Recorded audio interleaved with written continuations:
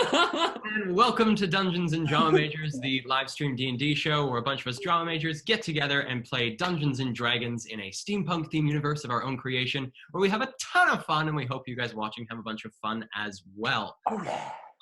We are coming off of a week hiatus of not playing, so we're all very, very excited to get back into this sweet, sweet world and see what's going on in Valstead. What are these guys going to find? I know, but they don't know. Do we have any announcements? Anything anyone wants to say before we jump into things today? If you have Twitch, if you're watching this on Twitch, and you want to show some support to our buddy Shelly, he has his own Twitch account right now. He's streaming video games, and he's super good at it. It's super fun. He's cool. So that is at Sheldobeans, SHELDOBEANS. And he's so good at video games. He's so good at video games. If I can figure out how to subscribe, so can you. Yeah, he's fantastic. He's good at what he does. He's fantastic, and we love him. So show him some support if you're able. Awesome. Well, with that, we'll be jumping into today's episode in 5, 4, 3, 2, 1. Let's start. Well, where we left off last episode, quick little recap of what happened last time on Dungeons and Drama Majors. We began with the crew just ending their purchasing in the Black Emporium in the center of New Eden, hidden amongst the sewers of the area. The party headed south, heading down into the Low District so that Abby could have a little bit of a reconnaissance with his old home down in the Low District and grab something that he hid there before the party sets out on a bit of an adventure beyond the city walls. Heading down into the Lower District, the party passed through the sort of abode of the Children of Rags, seeing the small little signs of the children running around and realizing that the southern exit into the Low District from the Black Emporium is indeed the entrance into the Children of Rags abode. So now there's a possibility of another way into the Black Emporium. With that, the party headed off to the east or the western side of New Eden's Low District, where they came across Daisy's, the very sweet little pub and inn that Abby spent the majority of his time in New Eden staying at. The party headed in, had a little bit of a chat with Kedit, one of Abby's close friends that he made at Daisy's, and also found that the place was a little bit different. There was some new clientele, seemed like new people manning the bar. And as Abby went upstairs to grab his belongings, collecting this jade statue of a bear fighting an eagle, he headed downstairs, had a conversation with Kedit asking about the tavern itself, and found that something had happened with the ownership. A small deal had been struck between the Gutter Snipes and Lycemius, who was the current owner of Daisy's, and it seems like Lycemius was being paid for the Gutter Snipes to have a little bit more control over the place, and that the long battle that Lycemius had fought to keep the Gutter Snipes from Daisy's seems to have come to an end. The party then headed out to do a little bit of a visit with Lycemius, getting some directions from Kedit, had a small conversation with the Green Dragonborn back at his home, and Abby assured him that if he ever has another run-in with the Gutter Snipes, that he just needs to fire off a letter, and the party will come rushing back to do some manhandling of those bird people. Heading down to the southern gates of the district, the party not heading out into the southern gates, heading back up into the middle district, cutting back through the sewers. The party made their way back to the secret exit that they had found that our good friend Ezen had given the party directions to. And heading out of the secret entrance, the party made their way along the eastern walls of New Eden, coming up to the garages, where they took out 2 of their 5, I believe, 4 vehicles. 5. I think you guys have 5. That's 5. You guys have Well, 5. consider Jade's vehicle one of ours. But taking out the Rover and the Harpy as well, having a little bit of an interaction with Miguel, who the party hadn't seen for quite some time. Miguel was not necessarily happy to see the party and very quickly shoulder popped his way out of that conversation. Let's see it, KAEL, please. And grabbing the Harpy and the Rover with the mostly dismantled Hunter attached to the back of the vehicle with a blanket over it, to keep it a little bit hidden. the party headed out into the wastes in the northwest direction, headed out in the direction of Valstead. On the way to Valstead, the party met some scrappers who they sold this remains of the hunter to, had a bit of a conversation, stayed with them a while they played some music on sort of a makeshift guitar, and got a little bit of whatchamacallit, a little bit of intel from these guys as well, finding out that the two people that they're looking for sounds like this group of scrappers had seen them go in the direction of Valstead, but have not seen them return. That was about a week ago. With this information and a little bit of extra gold in pocket, the party headed off in the direction of Valstead, and we're picking up today with the party just coming to the point where they can see the small town of Valstead appearing in the dusty distance. So, you guys are driving along. You can see the small, looks to be from this distance. Abby, you can make out some slight details with your insane sight. You can tell that most of these buildings seem to be wooden. Can't make out much about like what these buildings are. They're mostly looks to be 2-story or shorter. Quite a bit of small buildings, but there is a larger building sort of at the further extremities of the town itself. You guys are probably the better part of about 20 minutes out of the city. What would you guys like to do? Please, God, tell me that's it. Yeah, it looks like it to me. Have any of you ever actually been to Valstead? Have any of us Weasel! Sorry, what? penned a Palstead? I think he's asking you. Have any of you ever been to Valstead? Well, I don't know. He said if we've been to Valstead, right? Like that's what he's saying? Yes, that's what I'm saying. I lean over Ludie's shoulder and go, I have not been to Valstead, honey. I'm just gonna speak in Ludie's mind. I'll take it. There you go. Are you asking, Abby and I are having a debate here. Are you asking if we have pen pals or if we've ever been to Valstead? Oh, she's picking up on me, Rex. Put one hand up in the air, put your left arm up in the air if it's pen pals, put your right arm up in the air if it's Valstead. Abby can't hear me right now, by the way. Ludie, what are you doing? Oh. Right, so yeah, he actually was asking about pen pals. Do you have a pen pal? I used to.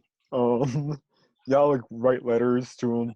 That's kind of weird that he'd be asking that right now, though. Like, Ludie, you think this is a good time? You know what?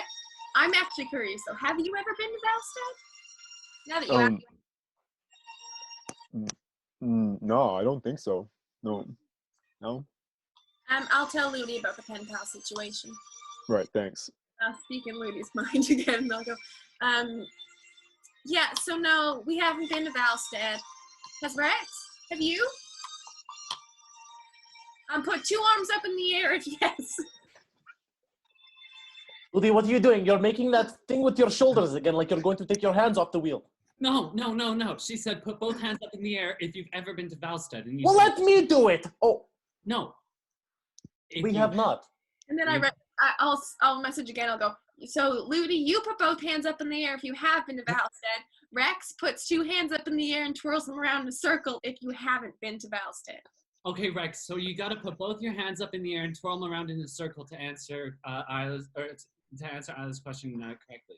Better idea. I clutch my necklace, cast minor illusion, Zulmekot, and I'm gonna cast 4 illusions. It's gonna be Rex going like that, and then it's gonna be another one going like that, and then another one where he's turned around and he's going like that, and then the last one where he's going like that, and like he spins. Just confuse her, Rex. I clap my hands and I go, oh shit, and grab the wheel again. Sorry, Abby. I think to myself though, with all this wondering about Valstead, have I heard much about Valstead? Give me a history check. Yeah. Okay. Welcome back, Jackson. That's an 8. You haven't heard much about Valstead. Valstead is one of the sort of smaller settlements in the Waste. It's small enough to the point that on any larger maps that you would have of the area, Valstead isn't necessarily notated. It's not a place big enough to sort of give itself a spot on the map. However, you have heard of Golden Vine Orchards, of some of their various liqueurs, and despite having never really tried them, you know of them, but that's just about all you know of the city, is that Golden Vine Orchards is based there, and that it's a very small town. I whisper to Ludie and say, Ludie, this place is so small we barely even see it on the way in. What makes anybody think anybody has visited this little poop hole? Excuse my language. Well, I'm just excited we're going on a trip. Do you think there's going to be kind of like, animals, wildlife? I mean like farm animals. Like a zoo? Oh, a zoo. I do like zoo animals, but I don't like shitty, like smelly hay cows and stuff. No. Yeah. I don't know if there's gonna be farm animals at an orchard. I'm gonna stick my snout into the air and kind of. Getting anything? Give me a perception check. Yes, here's my time to shine. 6. Okay. Because of sort of the speed you guys are moving, you guys are moving pretty quick on the Harpy. You're getting a lot of like very fast moving air.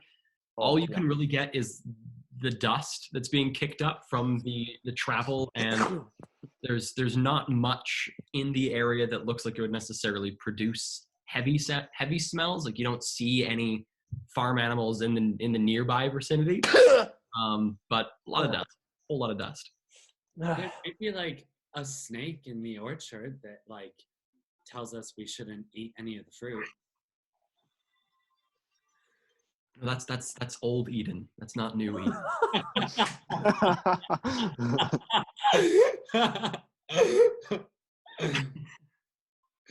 Hey, Abby, can you check the glove compartment and see if there's a map in there? Yeah, absolutely. Is there a glove compartment in the rover? Give me an investigation check. Okay. Oh, that's behind. I can't see that. That's a 7. So feeling around for any sort of latch that might open a glove compartment, you don't find anything. You do find, however, why am I blanking on the word? You do find a derringer that has been attached underneath the passenger side of the glove compartment area. But besides that, you don't find a latch. The weapon seems to be loaded. Doesn't seem to have any like additional ammunition with it, though. Don't shoot. So, yeah, no gloves, just this gun. Just is this what you're looking for? Like, I don't know. Okay, out of game right now. I have in my weird mind a vague memory of us buying a map or obtaining a map. Do we have a map? No, you drew a map. A terrible. You guys have like general maps of New Eden, but I don't think anyone has a good map of the wastes. Yeah, why do you need a map for? Okay. I think you gave it to Ezen or something to help him find his way somewhere, as if it was. You did.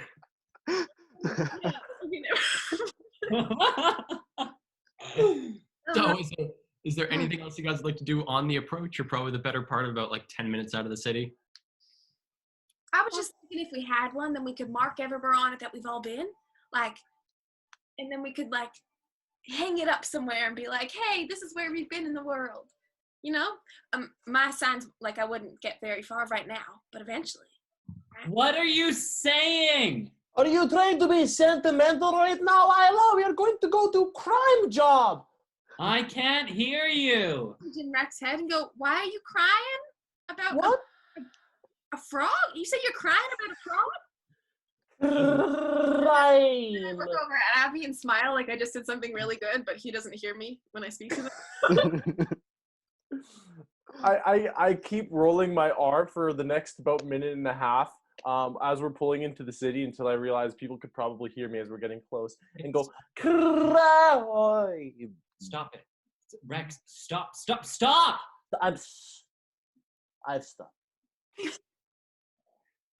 It's just because jealous because I can't roll my R's yet, and like I'm trying, but like. So Yeah, LUDIE, like this, and from like he can only see like this peripheral, and my tongue is just gonna come fast and go. Right I beside know, his Rex. face. I've watched your examples like 10 million times. I just cannot get my tongue to do that quickly. Oh my god. Oh my god, pothole. Sorry. Hey, you think we should probably like make sure that LUDIE's not driving on the way back? He's like kind of erratic. Yeah, maybe on the way back, especially if we don't get like much sleep, maybe LUDIE and you should, or maybe Rex and you should drive on the way back. Yeah, yeah, I could do that. I could drive the Rover. Definitely. Abby, do Yeah. you know how to drive? Yeah. Some vehicles. Yep. Because I can also drive on the way back. It's okay. Or Um, even more fun, if we have to downtown, I can take you and teach you how to drive the Rover. that's probably like the best bet. I don't want to get like stranded if something goes wrong. Yeah. Okay, I'll drive back, and then the next time we have downtown, I'll teach you how to drive. Great. Oh, Thanks. also, I forgot to tell you, I have all these paints. So someday when we wake up, because we're always up earlier than everyone else, I thought maybe we could also paint the Rover. Personalize it a little bit. Yeah, that sounds great. Yeah. Hey, KAEL. Mm-hmm. As we approach the outskirts of the city, I just want to scan as much as I can see to see if I see any like greenery or any indication of an orchard. Sounds good. Give me a perception check. Oh, that's a 15 on the 18. 18. Okay, so approaching the city, you can now begin to see the buildings start to pop up. You can see what looks to be a small cluster of buildings on the left-hand side of the road. So from where you guys sort of are positionally, this is on like the southern side of the city, the southern side of the road as well. On the southern side, you do also see a long, looks like 3 columns of green that extend for quite some ways.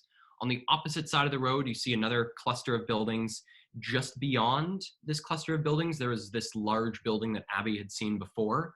And then just sort of pieced a bit away from that on what looks to be a bit of a hill, you can see what looks to be a graveyard that has also been set up for the town. Those 3 pillars of green, the first one you mentioned, do they look like buildings or do they look like They look like rows of trees. They look like long rows of trees. Okay, I'm going to slowly take one hand off the wheel or off the handles. I'm gonna wave over at Isla and Abby. I'm gonna do point at them like this, point them at me, and then point over there, and then I'm going to veer off and start heading towards those rows of trees. Okay, so veering off the road and just heading beeline for the tree. Sorry, does it appear that the road would head that way? It appears that the road heads into the city, and then these orchards looks like it's connected to the town. So you could get to it through the town, or you could cut the corner, like what you're trying to do, and just like beeline into the orchard. Are you trying to break the rules, Brayden? This is D&D. Yeah, come on, there's some very strict driving rules. I just forgot that there were rules. I forgot that there were roads. Always just driving through open countryside, even though I know that there are roads.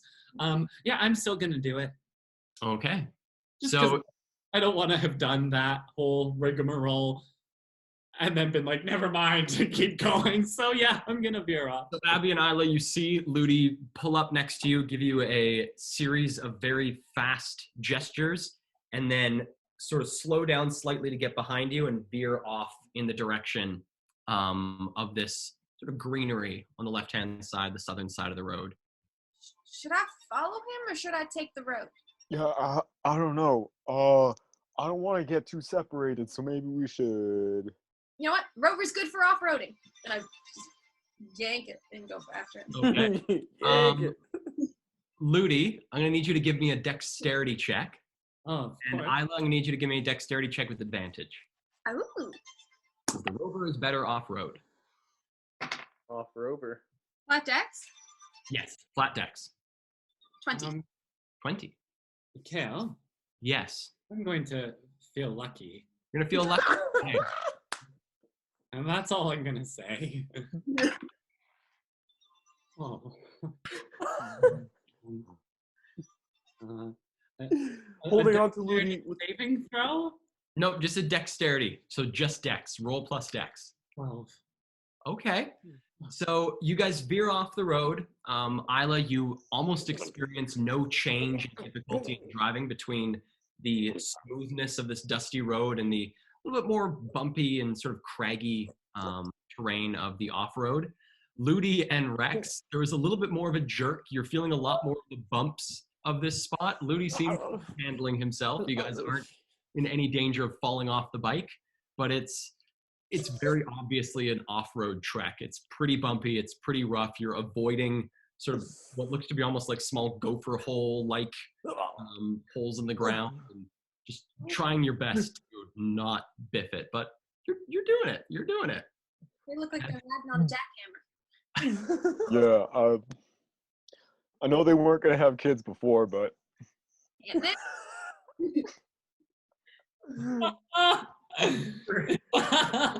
After about 10 minutes of this off-road trek, you guys find yourself getting a lot closer to the orchard. You can see these trees extending up in your vision. And getting closer, you guys are now probably about like 300, 400 feet away from what looks to be the edge of this pretty roughly fenced off orchard. The trees are huge. These trees stand between about like 50 and 60 feet tall. They are these massive, looks to be fruit trees. They have these large roots that sort of arc up and out of the dusty ground all around them. You can see within the orchard, there's a handful of people tending to these trees. Some of them seem to be picking various fruits from them, look to be like using ladders to get a little bit higher, or using these long, almost like a sickle with a very, very, very long handle that they can use to sort of reach up and lop off the various fruits that they're harvesting. And you also see a couple other people walking from tree to tree and seem to be doing a number of tests and injecting some sort of liquid into the trees. So there seems to be two different groups, people who seem to be working with the trees and others who are harvesting the fruits. From where you guys are, from this sort of cut-off path that you took towards the orchard, to your right-hand side, it looks like probably a couple minutes away is the like the greater building that governs the orchard. Besides that, to your left, it looks like the orchard itself extends for about another 500 feet before hitting a right angle and extending off into the distance. So have we approached some semblance of an entrance, or are we kind of like on a perimeter that you're not meant to enter from? You guys are on a perimeter. So to your right would be like the entrance, and to your left, you're just sort of going further around the perimeter. Okay. I'm gonna drive up to like generally towards the entrance then. But does it look like we would be received by the orchard? What do you mean by that? Like, does it look like there's someone there who's going to like direct us where to park our vehicles and welcome us and that sort of thing? Or does it look like the kind of place where one might go to tour an orchard and sample wines, like as a like, you know, or does it look like just an operation? From where you are, on the perimeter of the orchard itself, you can only see the people working there. You can only see like the operators. You don't see anyone on this periphery necessarily watching to sort of direct you anywhere. But if you approach more the building greater, like the processing area, it's a possibility. All right, I'm gonna slam on the brakes real hard and say, "Hey guys, What? what? I just had an idea." What? Okay, so can you hear me if I whisper like this? Yeah. No. Okay. Yes. You No. can.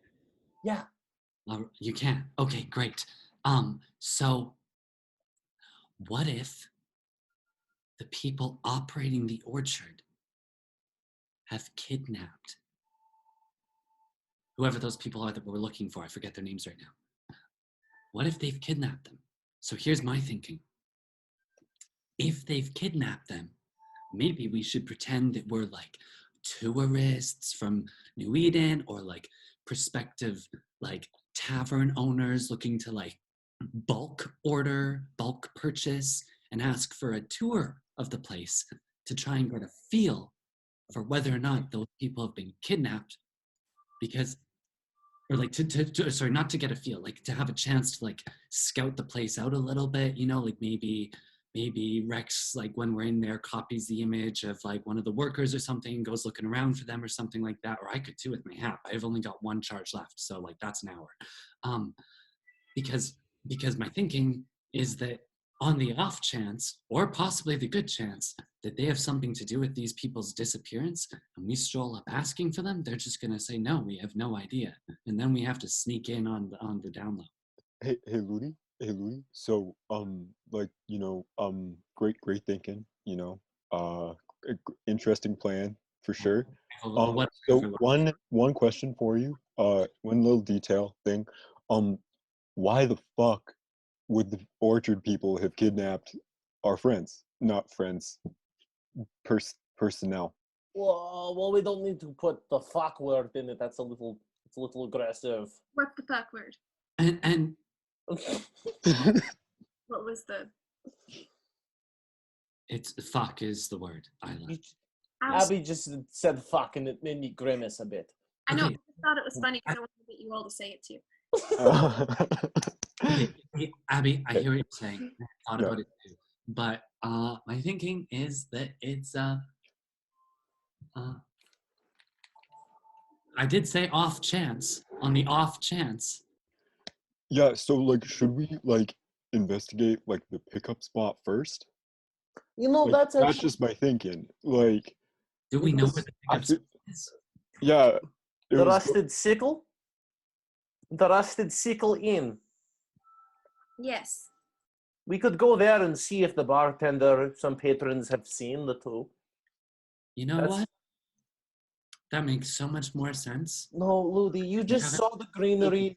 It's rare to see so much green, so I want to see this place too. No, I also just forgot the details of the mission. Oh, that's why we're here. Maybe you guys, someone else should take the lead. This probably is the Golden Vine Orchards. But we are looking for, if we want to find the pickup spot of where you were supposed to get the Golden Vine schnapps, it is the Rusted Sickle Inn, no? Yes. Yeah. Okay, yeah, that, like, he totally said that, and I just forgot. But can I just point out that it seems a little bit odd that in the city where the orchard exists, they would pick it up from another tavern as opposed to the orchard itself? Why would they have a middleman? Yeah, it does seem weird. That is suspicious, yes. Yeah. But we must also remember that this is tiny little poopy town, and they do things differently than in the big city. Right? Yes. Who knows? They might wear wooden shoes here. And Like- that can't be comfortable. Oh, not at all. Unless they use valuable insoles. Or like memory foam lining. Just like that. Why not buy regular shoes? That's absurd. Because they're backwards. They're We gotta backwards. get to the Their bottom of shoes are backward. They're wooden and they're backwards. Their feet go the other way. how would it fit in? Oh my god, they would stumble everywhere. You know, we don't make up the rules. We just tell people about them. We gotta tell our friends back in New. Wait, we don't have any friends. Where We've is got like four to 7 friends, I think, Ludi. Alan is not a friend. Okay, Jade? 3 to Michelle? 6. He's terrified of us. I'm talking about Lysenius. I'm talking about Jade. I'm talking about... We had a 45-minute conversation with Lysenius that died out after that long. Would you call that a friend? I just want to keep him close. Absolutely. And I'm sure you're friends with him, Abby. Yeah, I mean, like, as much as you can be friends with your landlord. See what I'm saying? We have no friends. While you guys are having this discussion about, as I said, 500 feet away from the edge of the orchard itself. Why we're whispering? Who knows? Sorry. You guys are whispering. You guys are keeping your voices relatively low and 500 feet away. Like someone would be hard pressed to overhear what you're talking about. But you hear from the direction of the orchard, excuse me? And turning towards the orchard, you see a small gnomish man with large circular glasses sort of perched up on one of the boards of the fence and sort of looking over. Is there something I can help you with? You folks seem to, I'm just in charge of making sure nothing suspicious is going on around the orchard, and I don't mean to assume you're suspicious, but you're acting suspicious, so I thought I'd just ask if you're suspicious. Oh, honey, no. Is this the Golden Vine Orchard? Yes, you're at the Golden Vine Orchards. I haven't made it to town. Sorry? So the city that we're in right now, could you tell me? You're currently in Valstead. Oh, thank goodness. I tell you what, we've been driving around all day, and we lost our map, and I was just really hoping we'd end up here. Oh, well, seems like luck's on your side. Hey. No, honey, I'm sorry. We just pulled off the road to see where we were, trying to make sure that we were actually in the right direction. Sorry, my name's Isla. What's your name? Finkel? Finkel, that's adorable. Is that a family name? No, it's personal. Oh, I like it. Sorry, are we on private property? Well, it's just, this is, if you would like to visit the orchard itself, the visitors center, and if you're interested in trying any of the products or purchasing anything, it's just down, and he extends an arm down sort of northward along the edge of the fence, sort of towards where the buildings are. It's just over there. Besides that, you're more than welcome to view the orchards if you want. We have tours as well. But I just need to ask that you move your conversation elsewhere because you're suspicious. Well, thank you for keeping Valstead safe, Finkel. You're so kind. Ludie, would you? And I kind of slap his upper, and like rear thigh. Not in front of the child. And I do it again. Oh, it's a no.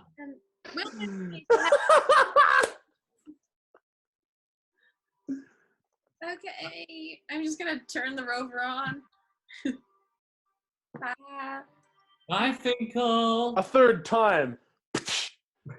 I'm going, Rex.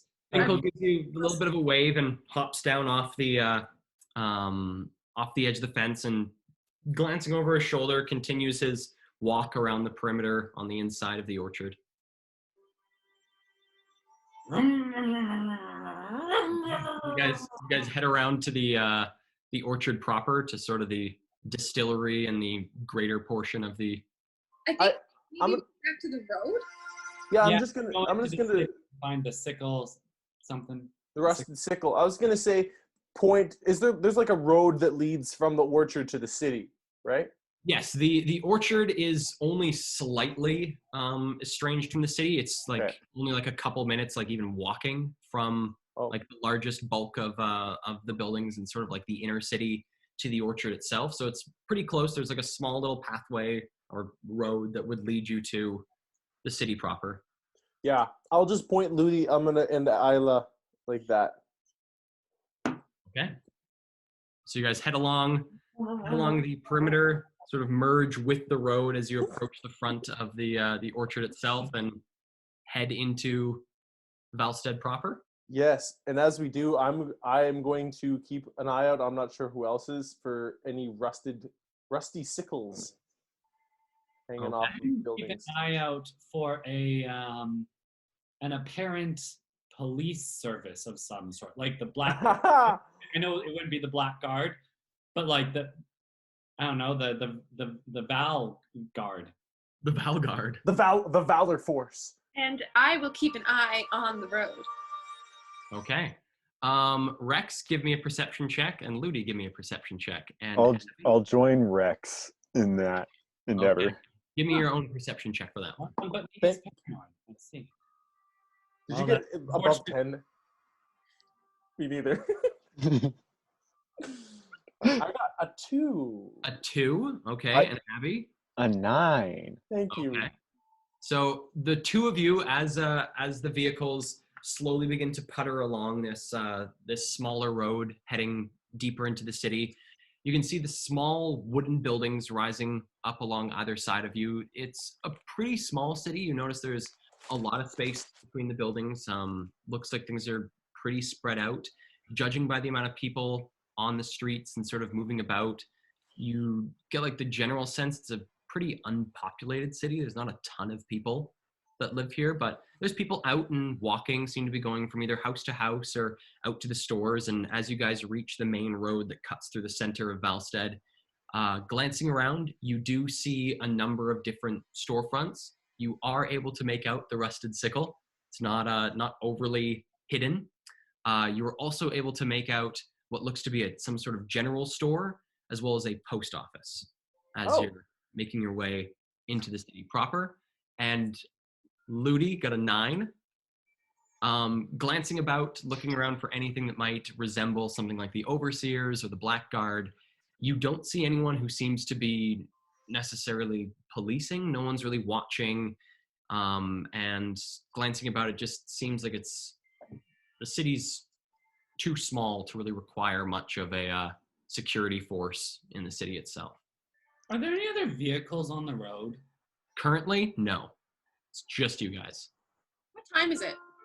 Time at this point, it's about 1 p.m. or something is my guess. I think you guys, it's about 2. It's about 2 p.m. Look at me. Pretty close. I'm gonna tap LUDIE on the shoulder and say, "Why don't we pull off in front of the post office and then decide where we go from there?" Do you think that people that work at a post office are particularly violent and capable of guarding our bikes if someone steals it? I suppose not. Let's go straight to the Rusted Sickle. I have no idea why I'm so sassy and mean all the time. It's okay, LUDIE. You've just had too much to drink. No, I haven't. I haven't even had a glass of water today. That's why. That's the problem. You need to have a drink. Let's go to the Rusted Sickle and get you something very powerful. And then I kind of just like Hydrating. Yeah, dehydrated. Out in the wastes, not a good combo. Not a good combo. Not hide waste away. Ah! Yeah, so to the Rusted Sickle. Okay. So turning down the main street, glancing about, you do notice that these 2 vehicles are the only 2 vehicles on the road right now. You do see a couple carts, which will be pulled by either horses or, as you've seen before, woolgruxes, the large sort of load-bearing animals that you've seen before at the gates of New Eden. Doesn't seem to be any larger vehicles on the road, and these carts seem to be mostly pulling either goods from farms or covered crates, things to be brought in for trade, and pulling up to the Rusted Sickle itself. There is a small sort of pull-in area beside the inn itself, where, seeing as how a lot of these buildings are quite spread apart, there's some space where you could potentially park vehicles. Doesn't necessarily look like it's meant for parking, but also doesn't look like it's not meant for parking. Just more of an empty space beside the inn itself, and pulling your vehicles into there, shutting off the engines. Doesn't seem like anyone's paying too much attention to you guys as you come into the city. People seem to be minding their own business, going about their day-to-day lives, and you guys have reached the Rusted Sickle. Hey, you guys, before we go in, can we have a little chat in the Rover? I'm gonna pull the keys out of the ignition and keep them in my pocket for the heartbeat. In my brown leather jacket that I'm currently wearing. By the way, I just want to describe with the breastplate, like, got this sick brown Levi J that Isla got for me. And then my like white shirt is unbuttoned like 4 buttons down, so the breastplate is like shining out of it. Like, it looks like instead of where you would show an obscene amount of chest hair, it's just like a big metal. The amount of chest plate. Yeah. Have I ever told you that I love the single outfit that you own? Well, now I've got two. Then I'll go over to the rover and say, well, and I kind of rub my hands, slap the rover, and say, we've made quite an entrance into this dilapidated poo-poo city. Yeah. What's our plan? Isn't it to do the opposite of my suggestion and just ask around at the rusted sickle if anyone has seen those Yeah. people? But like, I'm just wondering how like open about it are we gonna be? Like, I are we was gonna walk in and be like, "Hello, we are looking for Nadine and Sadrin, and we are here to save them. Where have they been abducted to?" Or are we like, "Hey, have you ever seen a drow man with white hair hanging around, perchance?" Yeah, that's a good idea. And honestly, somebody who is used to a small town might not respond too well to 4 people asking them the same question. Why doesn't just one person ask? And maybe we, divide and conquer, tackle a few different places, get information from other sources. Like, we each take a table?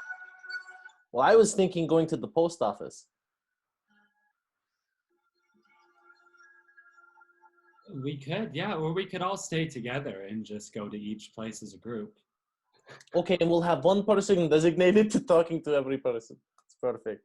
Maybe we should just be honest and say, hey, we're looking for a couple people that work for a tavern that went missing on their way to the city to pick up delivery of your lovely Snaps. wants. That's that's a very good idea. We Should we- compliment them. We don't imply that they ever even made it to the city, but if they do, then they tell us. And if anyone seems fishy, then we torture the information out of them. Whoa! Or should we say, Oh, "It's my aunt and uncle"? It's not enough No. gold. We're not getting enough gold to torture Yeah. anybody here. yeah, no, I was more so kidding. Oh. I just meant that we like up the persuasion level a little bit. Oh. Yeah. Well, Ludi, what you said was great. So why don't we ask them that? But Isla, you think that we should pretend they're our aunt and uncle? No, I'm just Mm. asking. I'm asking, like, should we be like, "Hello, we were hired to find these people," or should we be Yeah. like, "Oh no, my aunt got lost on the road"? No, I think we should be. I feel like we should be like honest, right? It'll be harder to keep up like a lie, right? Especially if it's not super. Like, who's gonna believe that these 2 individuals are any of our aunts or uncles, right? That's true. Yeah. I mean, also it's so infrequent that we get to revel in being honest. Yeah. Let's just be ourselves here. I don't know who I am yet. I'm just joking. You're Isla. Well, that's a name that was given to me a couple weeks ago. Yeah, but that's the closest thing we sort of have to a self. Well, in our own ways, we're all going through what? Learning more about ourselves just by spending time with each other, changing, making decisions. We are who we are right now. Huh? So let's be that. Let's revel in that, as he said. Yes, I would have to say that I've learned that under a lot of pressure, I'm very hot-tempered. And yes, and we love you for it. About yourself. Okay. Okay, I will tell some semblance of the truth. Yes. Well, in your case, Isla, you can make anything seem like the truth. You know, it's like a great skill of yours. So. It's the best thing I can do. Me, not so good at lying. Okay. And ain't that the truth? I'm going to open the door for people. Okay. Pulling open the door into the rusted sickle. Is everyone heading in? As we walk in, I'm just going to speak in all the boys' heads and go, I don't think we thought about the fact that most people don't frequent a bar at 2 in the afternoon. Damn. I say out loud by accident. Oh, Damn.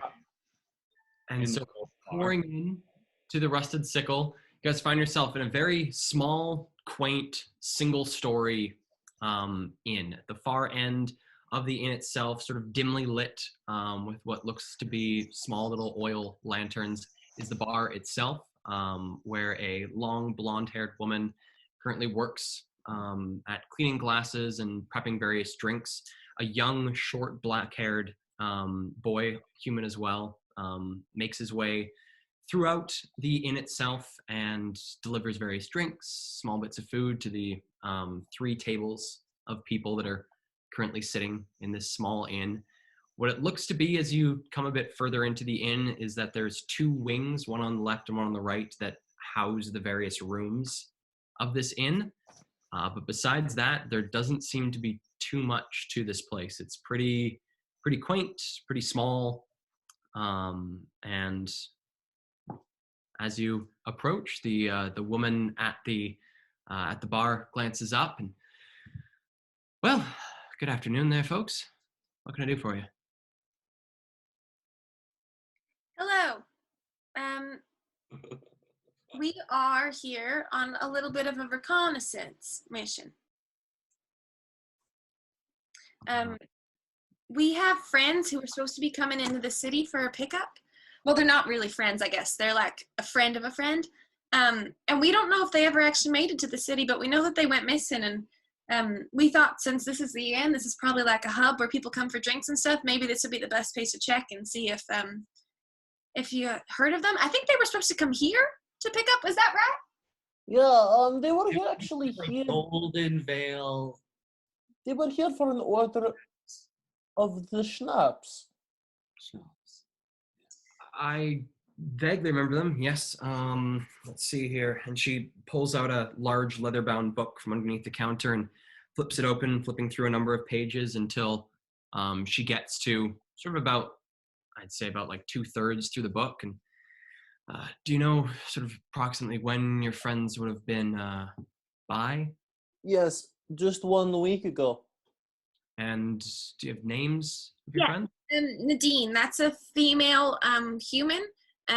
She has like shoulder length brown hair, brown eyes. To copy down the descriptions of the people that I just thought maybe. just names. Okay, Nadine. Freckles and brown overalls. just the one, just Nadine. And Sadrin. Adrian, he was a drow with blackish purple skin and like piercings, so we've heard, turquoise eyes, and like I've got them right here. Yes, Nadine and Sadrin. They checked in, as you said, about a week ago, 7 days. he's also a leader target, something target. He has a leather coat. Oh, yes, leather target. Jacket? Jacket, probably. No, that's definitely a G that I wrote down. Well, despite what he was wearing, your 2 friends, yes, they were here a week ago. They paid in full for 3 nights stay, by the looks of it. I don't remember them awfully on too much detail. So they must not have spent too much time here. It seems they had other business throughout the city. We do often get people coming in for deliveries, I believe, and she flips a couple more pages. Looks like they were in, as you said, for a delivery for some schnapps from Goldvine. I hate to cut you off. But I'm just wondering if we might investigate the rooms that they rented. Sure, have at it. They were in room. See here, and she flips back to the pages with the 2 entries. Room 7. She goes underneath the counter, and you hear the clinking of a number of keys, and she pulls out a large keychain and begins sort of flipping through the keys until she finds the one marked 7, slides it off the key ring, passes it to you. You're more than welcome to check the room. We actually, and she holds the key back and flips a few more pages. We do have a gentleman who just checked out of the room, returned his key, looks to be about 3 hours ago. We usually leave a little bit of leeway in case they wish to stay just a little bit longer. Travel plans and that sometimes have a tendency to change, but you're more than welcome to go in. Just be courteous if the gentleman's still in. I just have a question for you. What was your name? My name? Yeah. The name is Valia. Valia Shirak. Maria? Valia Shirak. Valia, I'm just wondering, do you know if they stayed for the 3 nights or just if they paid for the 3 nights? Like, did they check out at the end of those 3 nights? Yeah, they checked out at the end of the 3 nights. They paid at the end of the 3, gave their key back, hence I was able to give the room to someone else. And do they pick up the schnapps from you here? Why don't they pick it up from the orchard? Well, they usually pick it up here. Yes, they came and actually, and flips a couple more pages. It looks like they didn't get the schnapps from me. Must have been a delay from the orchard itself. So I imagine they went to the orchard itself and got that sorted out. We hadn't received any shipment from them, and so I had mentioned that they ought to just go ask at the source. Okay.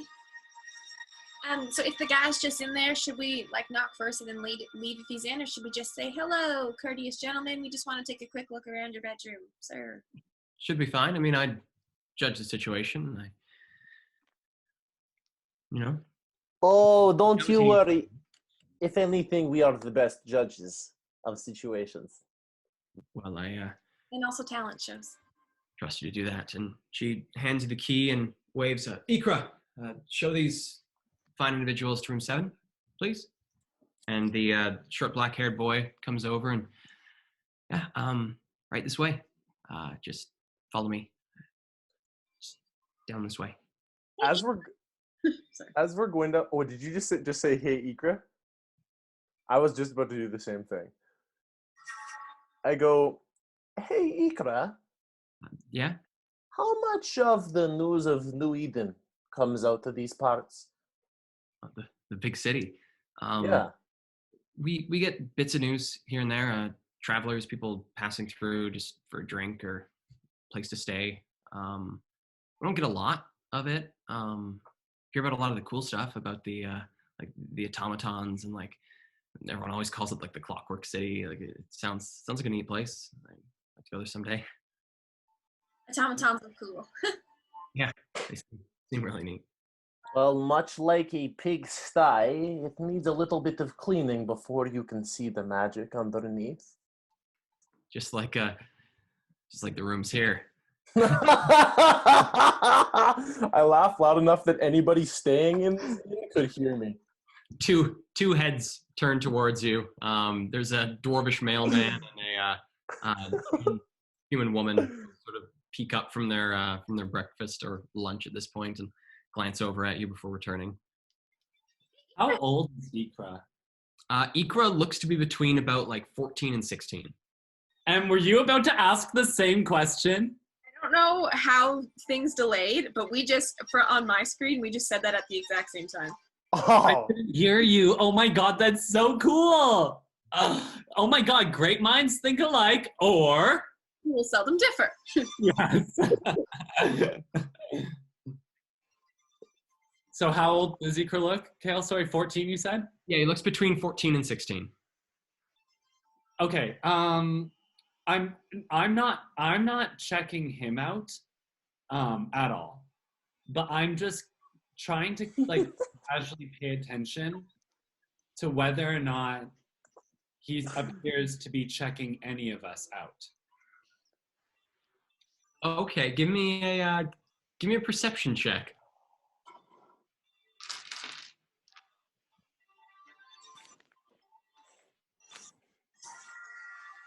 16. 15 or 16? Oh, 16. 16. So keeping an eye on Ikra as he's having this little conversation with your fellows, he doesn't seem to be checking anyone out. He does seem to be like looking at you all quite intently, but it seems to be more like youthful interest in people from outside the city, and these new faces of people he's never seen before. It seems to be more sort of like the excitement of new people versus necessarily checking anyone out. Okay. And he would have heard why we're here, right? Like he was close enough to our conversation with the bar matron. I'm sorry, I missed her name. Valia. Valia, yeah. He would have. It's safe to assume he heard what we're here. Close enough to sort of get the gist, at least. Maybe not details, but at least like sort of the gist of why you're here. Does he seem scared at all? Doesn't seem scared. Seems more excited to be around new people, and Okay. Having this conversation leads you guys up to a few doors down on the left-hand side through this small corridor where you see along the right and left-hand walls is all rooms, each one numbered, leads you to number 7. And I'll give you the key. I with key in hand, just kind of nod, smile, and wink, and then give it 2 raps with the head of my dragon cane, and then I'm just going to like start opening it. Okay. And he so nods and says, well, I'll just be back there. Wait, Ikra. Hi. Honey, have you ever heard of people gone missing in this town? No, Like, not really. Literally nothing at all, not even like tourists? No, the town's always been a bit weird, but I think it's just sort of like small town things. It's just like a weird place. When do you get off work? Well, Mom and I usually like sort of run the place until the end. I usually get like an hour break here and there. So realistically, I could be off work anytime. Any chance you could take your hour in like 20 minutes?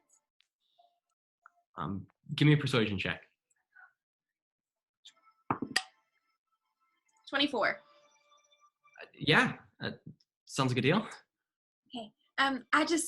If you don't mind, I'd love to pick your brain a little bit about this town and the people in it. I think it's cool. I'm interested. Okay.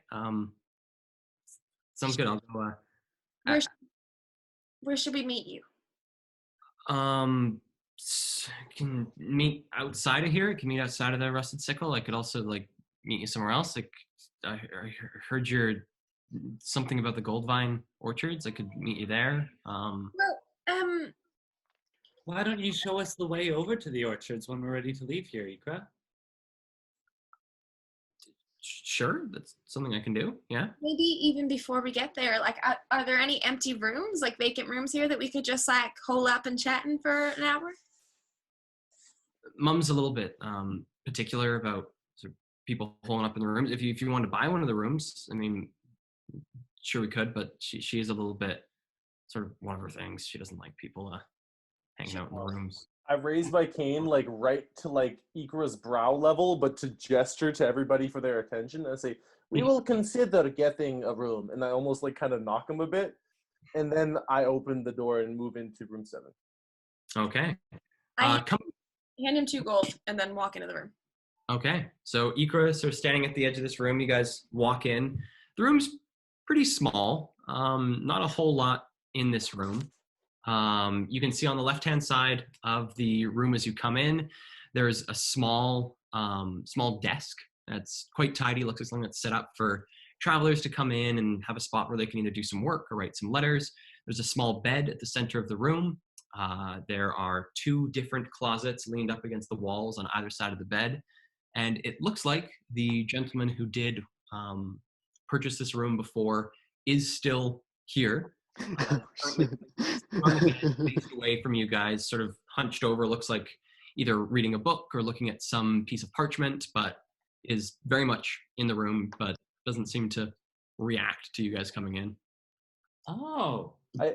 I go, oh, pardon us.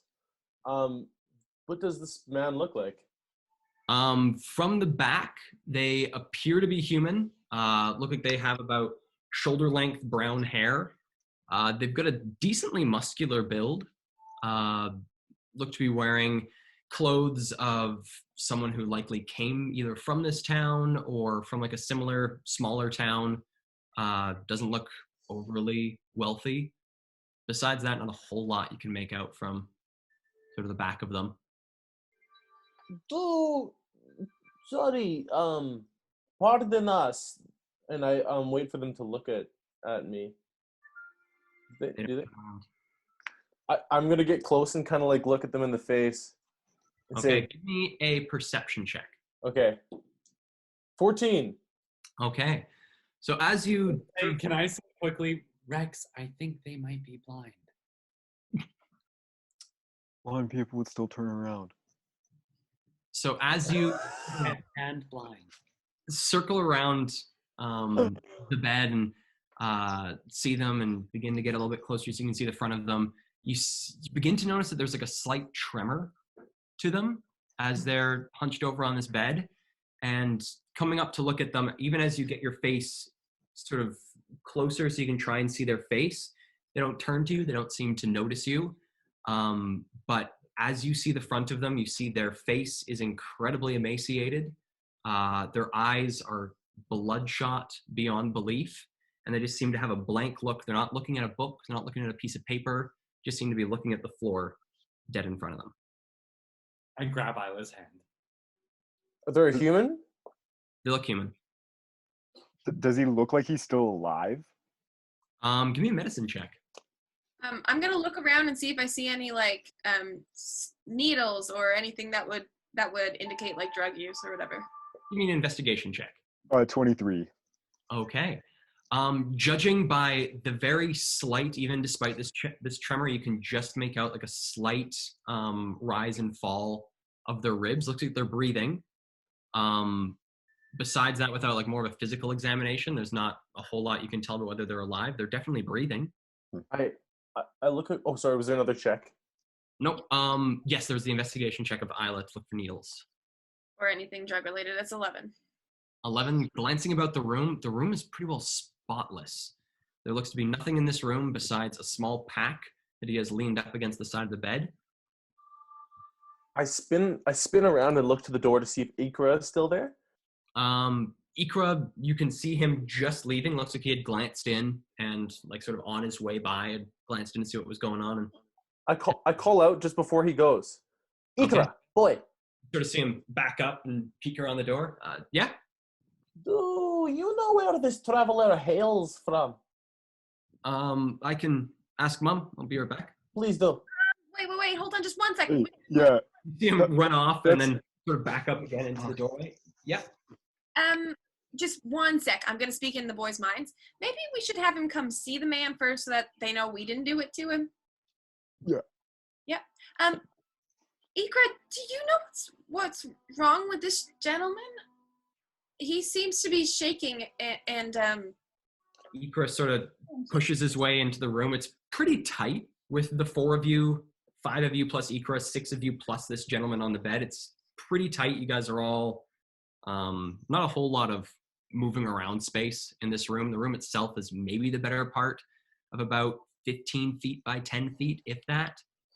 Pretty small room.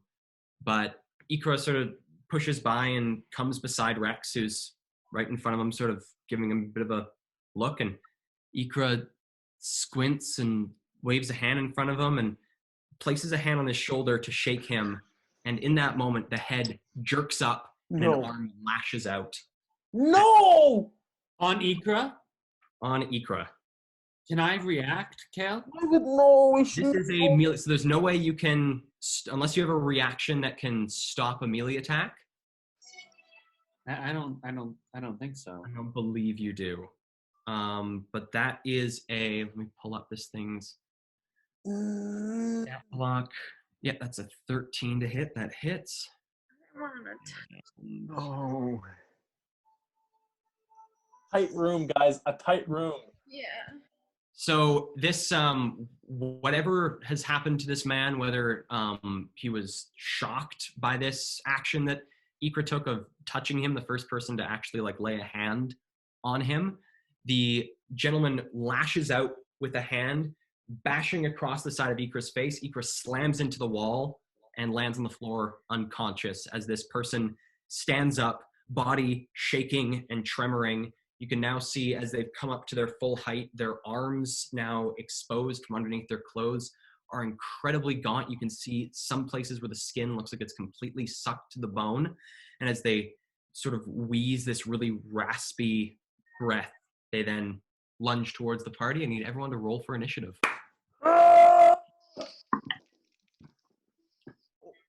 Oh, I thought that was a natural 20. It's a 10. I saw the 0 and got stoked. KAEL, I don't know if in the reality of the world I had time or not, so just let me know, but I was trying to interrupt you to say I wanted to just yell for Ikra's mom. I keep forgetting her name, but I just want to yell her name. Did I have time to do that? On your initiative, you can. This has all been pretty fast. This thing slashed him, stands up, and is now charging towards you. Okay, cool. Her name was Valia. Valia. Valia. I don't know what. Valia.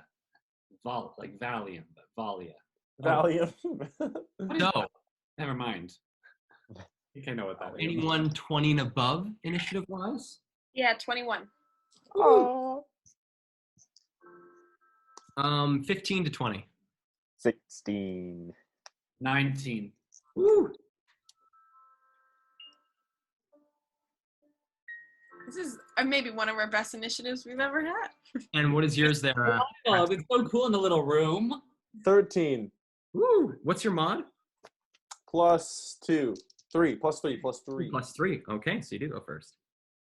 Oh. Got a tie. Got a little tie there. On this guy? Oh, shit.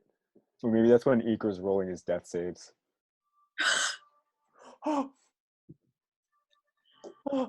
Okay, so starting with Isla. This is a super tight room from where you are right now. There is Rex between you and him. You could potentially stand on the bed, but if you stand on the bed, you and Rex are in the only two possible adjacent spots to this individual. I'm going to head backwards. I'm going to grab the kid. Okay, so you back up. So the kid is the creature, whatever this may be, is between you and Ikra. Yeah, I'm going to grab the kid. Okay, so you're going to push past Rex and the creature to grab Ikra? Yeah. Okay, give me this will be a tumble check, so give me a acrobatics roll.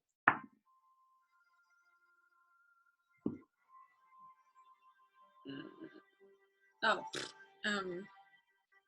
19. Ooh, okay, 18 on its part, so you are able to tumble, so you can move through its space once this turn to grab Ikra and then pull him out of the room. I'm going to pull him out of the room, yeah. Okay, so moving at half speed, you're able to get outside of the room. That's your whole movement to come through, grab him, and then half speed, drag him out of the room. Okay. You've now dragged him into the hallway. Well, I'll just put him up outside the doorway, like lean him up. And then I'm going to take my medical kit out of my backpack. Mm-hmm. I'm going to put it on his lap.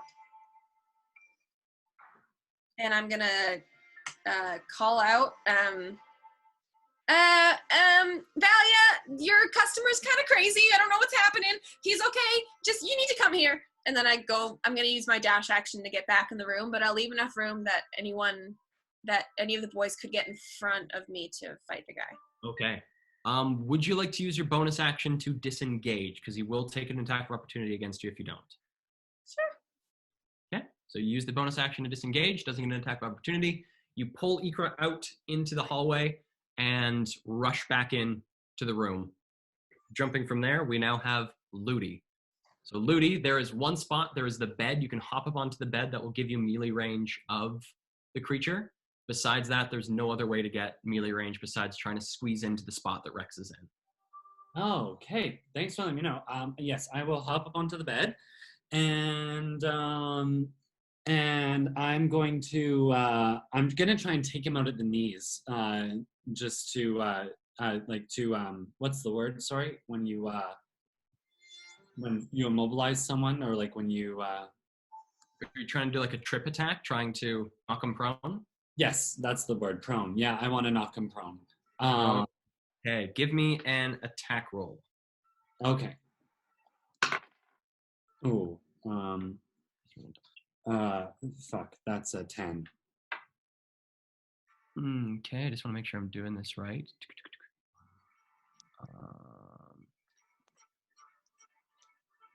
how to do it. Making a trip attack.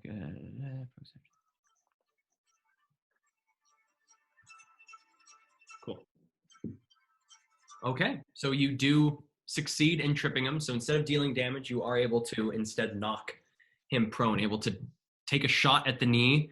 You can hear a crunching noise as something pops. Yeah. As it hits the ground with one knee and then falls sort of onto its arms in front of itself, sort of hunched, and it's now trying to push itself back up. Just for flavor, KAEL, I did it by, as I hopped onto the bed, I squatted down with one leg and I spun with my other one out to knock him out at the knees. And I have a bonus action now, right? Yes, you do. Can I try to restrain him with a bonus action? No, not with a bonus action. I have to use could I use a key point to do that instead of flurry of blows? I'd say no. Okay. Okay. That's the end of my turn then. Okay, so knocked prone. This thing is now trying to push itself up. Sorry? Can I tear the sheet off the bed and prepare to use it in the next turn? Sure, you can do an item action to tear the sheet up off the bed. You've now got the looks like some pretty shoddy sort of linen white sheets, but they're sheets. Yeah. Okay. Okay. From there, we now jump to Abby. So Abby, the 2 spots that are available to reach this guy are now filled. So if you want to reach him, you'll have to squeeze in with either LUDIE or Rex. Yeah. So can I? So he's like on the ground, prone, right? On the ground, prone. Can I sort of just join his space and pin him, or like sort of like as a grapple, I guess? Sure, you can attempt to grapple, and if it succeeds, you can share his space. Fantastic. Oh, I'm also gonna take a bonus action to get a little ragu going. Get a little ragu. Yeah, start cooking some ragu. Oh my god, I literally was like, what is a ragu? And I was like, oh, rage. An 18 on its part. That's a 27. Okay. 20, nerd. So after seeing this creature knock Ikra unconscious, Isla's able to rush in there, grab Ikra, rush him out of the room. LUDIE comes in, trips him, and then Abby just leaps up onto the bed, leaps off, and pins him down onto the ground. You're holding him, so he cannot move. He cannot become unprone. He can't use any of his movement. Great. You can't just hit a kid like that. And I'm gonna non-lethally just try to smash his head into the pavement. Okay, give me a roll to hit, I'd say without proficiency. Yeah, fair enough. That's a 5. Okay, 5 unfortunately does not hit as you try to grab this thing's head and slam it into the ground. As you grab the back of the head and try to get a little bit of leverage to pull it up, you pull away with just what looks to be like a little bit of like the hood that this thing was wearing. All right, sounds good. That's my turn. Okay, jumping from there, we have Rex. So Rex, you are facing this guy. Abby has just jumped onto him, pinned him, tried to bash his head into the ground. What would you like to do? I notice how Abby is treating this freak in hopes of trying not to like actually do permanent damage or kill him, and that gives me an idea. I'm going to draw the stun gun that I found off of the Prime Tech, workers' bodies, and the one that I did a whole ritual in the sink. It didn't go into my mouth though. No. But I just want to know what the stats are because I don't have that. Yes. So the stats is it's a ranged weapon. Okay. The range is 20/60, so 20 short, 60 long. A Derringer, okay. It has long load, so like a Derringer as well. Like a little, okay. Misfire 2. Like a Derringer. And it's one target. If it hits, it does 2d8 lightning damage. Ooh. And a creature hit with this weapon must make a DC 10 Constitution saving throw, becoming stunned until your next turn. Stunned? Stunned. Stunned. I fucking pop that. And do I know how much ammo it has? Currently, you do not know how much ammo this thing consumes. Okay. Or actually, you do. You did. You've seen it because Jade shot it into his arm. It seems like for each of these canisters that it has onto the back, it gets one shot. You have 3 of them. One of them was expended when Jade shot, so you only have 2 left. You have the one that's currently in there, and then 1 more. Okay, yeah, I'm gonna use a canister and shoot it at this guy. Okay. So the thing is prone. I would say that since you're within 5 feet of it, you don't get disadvantage on the ranged attack. So it's just a basic ranged attack against this dude. Okay. That's gonna be. Is a 14 hit? 14 does hit. Give me damage. Okay. Good. 10 hits. Does it? No. Oh, it did? Yeah. Dang. Okay, so damage is going to be a 3 and a 2.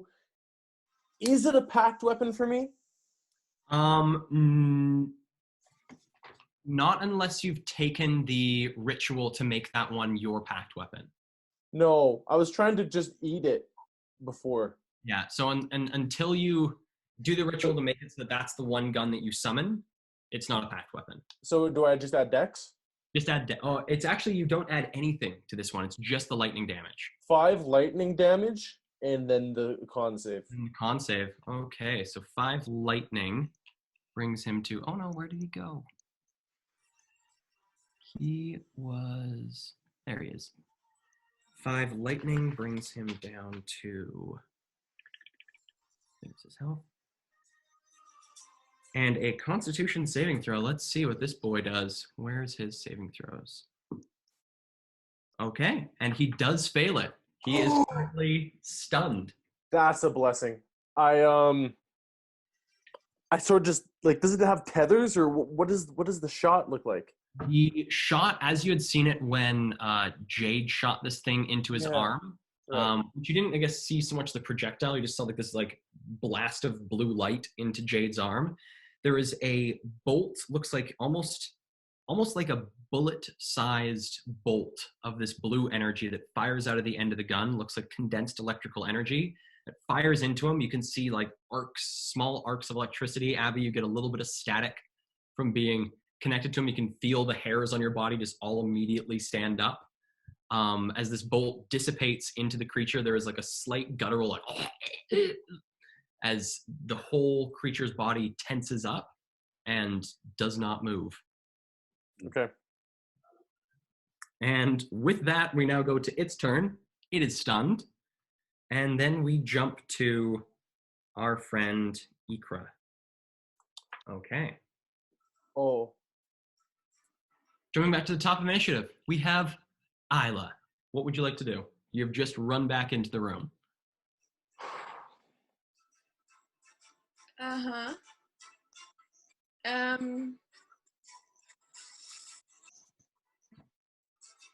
don't know what use I am. I think I'm gonna go back out and just try to stabilize the kid. Okay, so give me a medicine check. Ooh, with advantage because you have the kit. Okay. 16? Okay. So pulling out the kit that you have set on Ikra's lap and trying to stabilize him, you can see that from the wound that he suffered, this almost like a claw fist across the face. There's quite a bit of bleeding. Looks to be like a decent amount of damage to the jaw itself, and trying your best to sort of patch things up, make sure everything's clean. Ikra seems to be doing okay. Okay. Anything else you'd like to do with your turn? I don't think so. I think that's most of my movement and my action. So no, I'm good. Okay. So running outside, glancing down the hallway, you can see from the edge of the bar, you can see Valia. Looks like she's like leaned over the bar, looking down the hallway, and looks to be in the process of pushing herself off the bar to come running around. Great. Then I will, as she's doing that, as I'm tending to the kid, I'll just shout at her as I'm going. He's okay. He just got clawed by whoever is renting your room. The man is like shaking and he's trying to attack us. My friends have him pinned down right now. Who is your customers? Okay. From there, we jump to LUDIE. So LUDIE on the bed with the sheet. Yeah. So KAEL, in my imagination, Creepy Boy is crumpled at the side of the bed. He's crumpled at the side of the bed. There's an Abby on top of him. Oh, okay. I'm gonna I'm gonna take the sheet and coming off the side of the bed, I'm going to wrap it around his waist and try to tie it tightly, like restrain him to the bedpost. Okay, give me Not the bedpost like on a headboard. If I'm just like whatever the bed, like the bed legs. If they're does it have legs? It does have legs. Yes. Since I'm next in the order, can I help him out? I'd say yes. I'd say yeah. You can use I'd say for this your bonus action. You have to burn your bonus action to give him a hand with this. But give me a dexterity check there, LUDIE. Just flat dex. As I'm jumping off to do this, I'm gonna yell, Abby, give me a hand. And here we go. That's a dex check is 19. Okay. So pulling off the sheet, you pass one end of it to Abby and you begin tying it around the leg as Abby starts to wrap this thing around the stunned creature's torso. You guys get some pretty good knots built. Looks like this thing with the bed sheet only has like a tether of about 5 feet that it can move without having to try and break the bed sheet to get any further. Okay. And KAEL, Mm-hmm. I'm pretty sure I know the answer to this, but I can't use wholeness of body to heal someone else, hey? No, you cannot. It can only be yourself. I just learned I don't think I can say this on the stream, but in that very famous MMORPG that probably comes to mind when you think about it, I just learned the monk that I'm playing on there, that my self-heal can also be used on others. And I'm realizing how similar this monk is to that monk, and I was like, oh, maybe. So, anyways, sure you all know what I'm talking about. It's similar to an expression like, oh my god, but it's... You and Abby got this thing tied up and restrained. It doesn't seem to be moving a whole lot. Looks like whatever electrical current is coursing through its body has pretty well put it out of commission for a hot minute. And with that, we jump to Abby. So Abby, on top of this guy, you've got him now restrained with LUDIE. He's on about a 5-foot long tether. Oh, all right. I'm just gonna, still hold on to him, I guess. Like, make it more difficult for him to move if he tries to break out. You keep him grappled? Yeah. Sorry, KAEL. I wasn't clear about this, but I wasn't trying to tether him like a leash, like, because then he would have enough room when he wakes up to just move and untie the knot. I was trying to, in my head, I didn't explain this, but in my head I was picturing like tying him tightly to the post, like with his arms bound against it. I don't know if it's too late to change that now. If it is, that's okay, but that's what I meant. There's a post on this bed big enough for, like, it just has the leg. There's no like bed post that extends above the bed. So there's no way to tie him fully to the, like, just the leg. Okay, so if he woke up, he could just move over and untie the knot. He could potentially move over and tie the knot. Okay. Are his arms bound, though, at least? With how his arms are bound. It would be difficult for him. Okay. And he also currently has an Abby on him. Yeah, cool. Okay. What would you, anything particularly like to do there, Abby, besides just continuing to hold him? No, I'm good. Yeah, just giving this strange man a hug. Okay. From there, we go to Rex. So you've just shot a stun gun into this guy. I take the effects of the stun now beginning to fade on them. The top of my turn is just me kind of holstering it in my belt loop, and then I like take the butt end of my cane and just say, "You savage bastard!" and I'm gonna knock him on the head like really hard. Okay. Give me a melee attack roll with advantage. Okay, I think I have extra attack, so I'm gonna. Yes, you do. I'm just gonna hit him twice in the head. Okay, so 2 attacks with advantage. Okay, all right. Can I tell Rex as he's doing it? Yeah, sure. Of course. Rex. You see me go. That's gonna be a 21 on the first. 21 hits. I'm not like slashing him with my cane sword. No, you're smacking him with like the staff version of the cane sword. Yeah, In other words, you're beating a man when he's already down. he just hit a child. Sorry, it's pretty damn good damage. It's 12. Bludgeoning, I'm assuming. Well, bludgeoning. And So after these 2 pops at him. that's just 1 hit. That was just 1 hit. 1 hit was 12? Yeah. Oh my god. Okay. I just want to know, what happens when I hit him? You smack him with this. It seems like the effects of the stun are still holding true. There's not a whole lot of reaction from the body, but you do notice like a little bit of blood begin to, like a little bit of red on the spot where you hit him. Shit. I want to knock him out, so I'm gonna, after see a little bit of red, come straight down the top of his head. Crack! And I take it you're going non-lethal, or are you going lethal? Yeah, non-lethal. After seeing a bit of blood, I just want to create some welts now. Okay. 1 is cocked. 11 and a natural 1, so it's going to be a 19. 19 hits.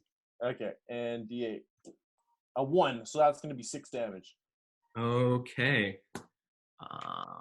Where's this thing? Stat block. And I look at LUDIE with just like a bit of regret, but a lot of disdain for this guy. Okay. You swing down, impact the back of this this dude's head. You feel like the hollow thunk of you smacking his skull, and you're pretty sure that this impact should have knocked unconscious any sort of just common person, any person just, minding their own business. And you see the body stop moving as you smack it, and then sort of like shake it off and begin to like sort of pull and fight against it once again. Okay, it's my turn. Oh wait, actually, no, I shouldn't. Should I feel the beat? You know what I mean? Should I? Yes, because then we can know if it is a beat. I guess I will. I should have done it before, but I'll do it now. After I see, I want to flavor this as I'm going to let my heartbeat join his to see if he's, still alive after those 2 hits, which he is. And I just want to know what I feel and, what I get from him as I cast Hexblade's Curse on him. Okay, so you're casting Hexblade's Curse on him. Bonus action, yeah. Okay, so bonus action, Hexblade's Curse. You reach out towards this should-be unconscious individual, and you feel your heart sort of start to, twist as it, or not so much twist, but alter as it tries its best to match this individual's heart rate. And you feel this very weird sensation. It's almost like a cardiac arrest, but you're not dying, as you feel your heart stop beating and then begin beating.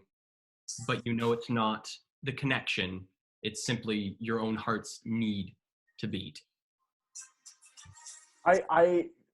You guys can kind of see in my body me sort of mimic how he's been, his physicality, and then with just the end of my turn I say, he's not normal, do not take normal circumstances, and I prepare for another strike. Okay. I meant to say precautions. Do not take normal precautions. So at the bottom of initiative, you hear someone start coming running down the hallway. Oh, and Isla's actually still in the hallway, still tending to Ikra. So you see Valia coming running down the hallway, and ends her turn, sort of kneeled down next to Ikra, holding his face in her hand, sort of holding it, keeping it up off the ground, brushing the hair out of his face. And he's okay. He'll be okay. That's her turn. Isla, what would you like to do? He's okay. I promise. I've done everything I can to stabilize him. He just got knocked out, so he'll come to in just a little bit.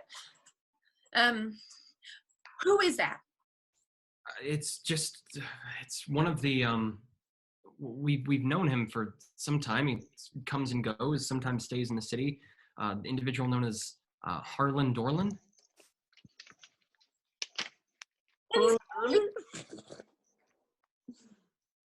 Sorry? Oh my god. I've run into the room. Okay. And if I can get in there? It's pretty tight. If you want to get within range of the fight, you'll have to squeeze in with either LUDIE or Rex, because right now it's as tight as it can be in that little corner where the dude is. Can I make room on the bed for Isla? Oh, I'm not on the bed anymore. The bed's open. I believe you're still on the bed, like in order to tie, like the space that you are technically Okay. taking up is the bed space. Can I move on the bed for her? Unless My turn. you let actually I'd say no. The only way on is squeezing. There's Okay. not enough room to let her on the bed. Okay, yeah. Okay, then I'll squeeze through whoever I have to squeeze through. And I'm gonna take my dagger out of my garter, but I'm gonna I hold it, and then I slide down just a little bit, so I'm grasping the thing, and then I'm gonna try to whack him, like this, to the temple. You're holding the pot like you've got the pommel face towards him. Yeah, so with like the butt end of the dagger. Yeah. Okay. Give me a roll to hit. Just a flat roll to hit, because you would have advantage, but you also have disadvantage from squeezing. So it's just a flat roll to hit.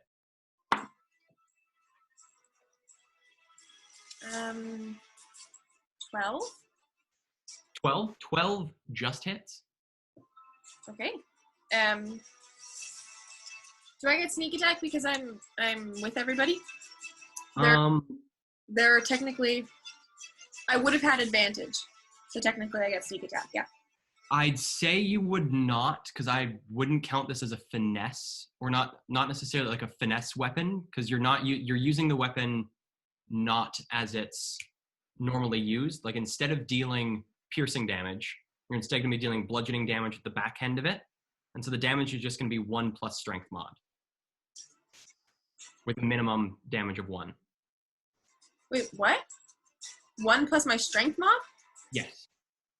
Because you're in this situation, you're using the weapon in an improvised way, so you're using an improvised weapon. It's just the butt end of the dagger, though. Yes, but it's instead of using the piercing end of it, it's trying to make this non-lethal, makes it harder to do more damage, because the dagger is not meant to bop someone. Okay, well my strength mod is a negative, so then I'm... So 1 damage. 1 damage. Okay. Okay. So you hit him for 1, and Can she apply sneak though? I'd say no. Wow. Shit. However, you strike him with this, you see the body stop moving, you wait for a second, seeing if it's going to continue moving as it happened when Rex struck him. The body doesn't move. Body stays still.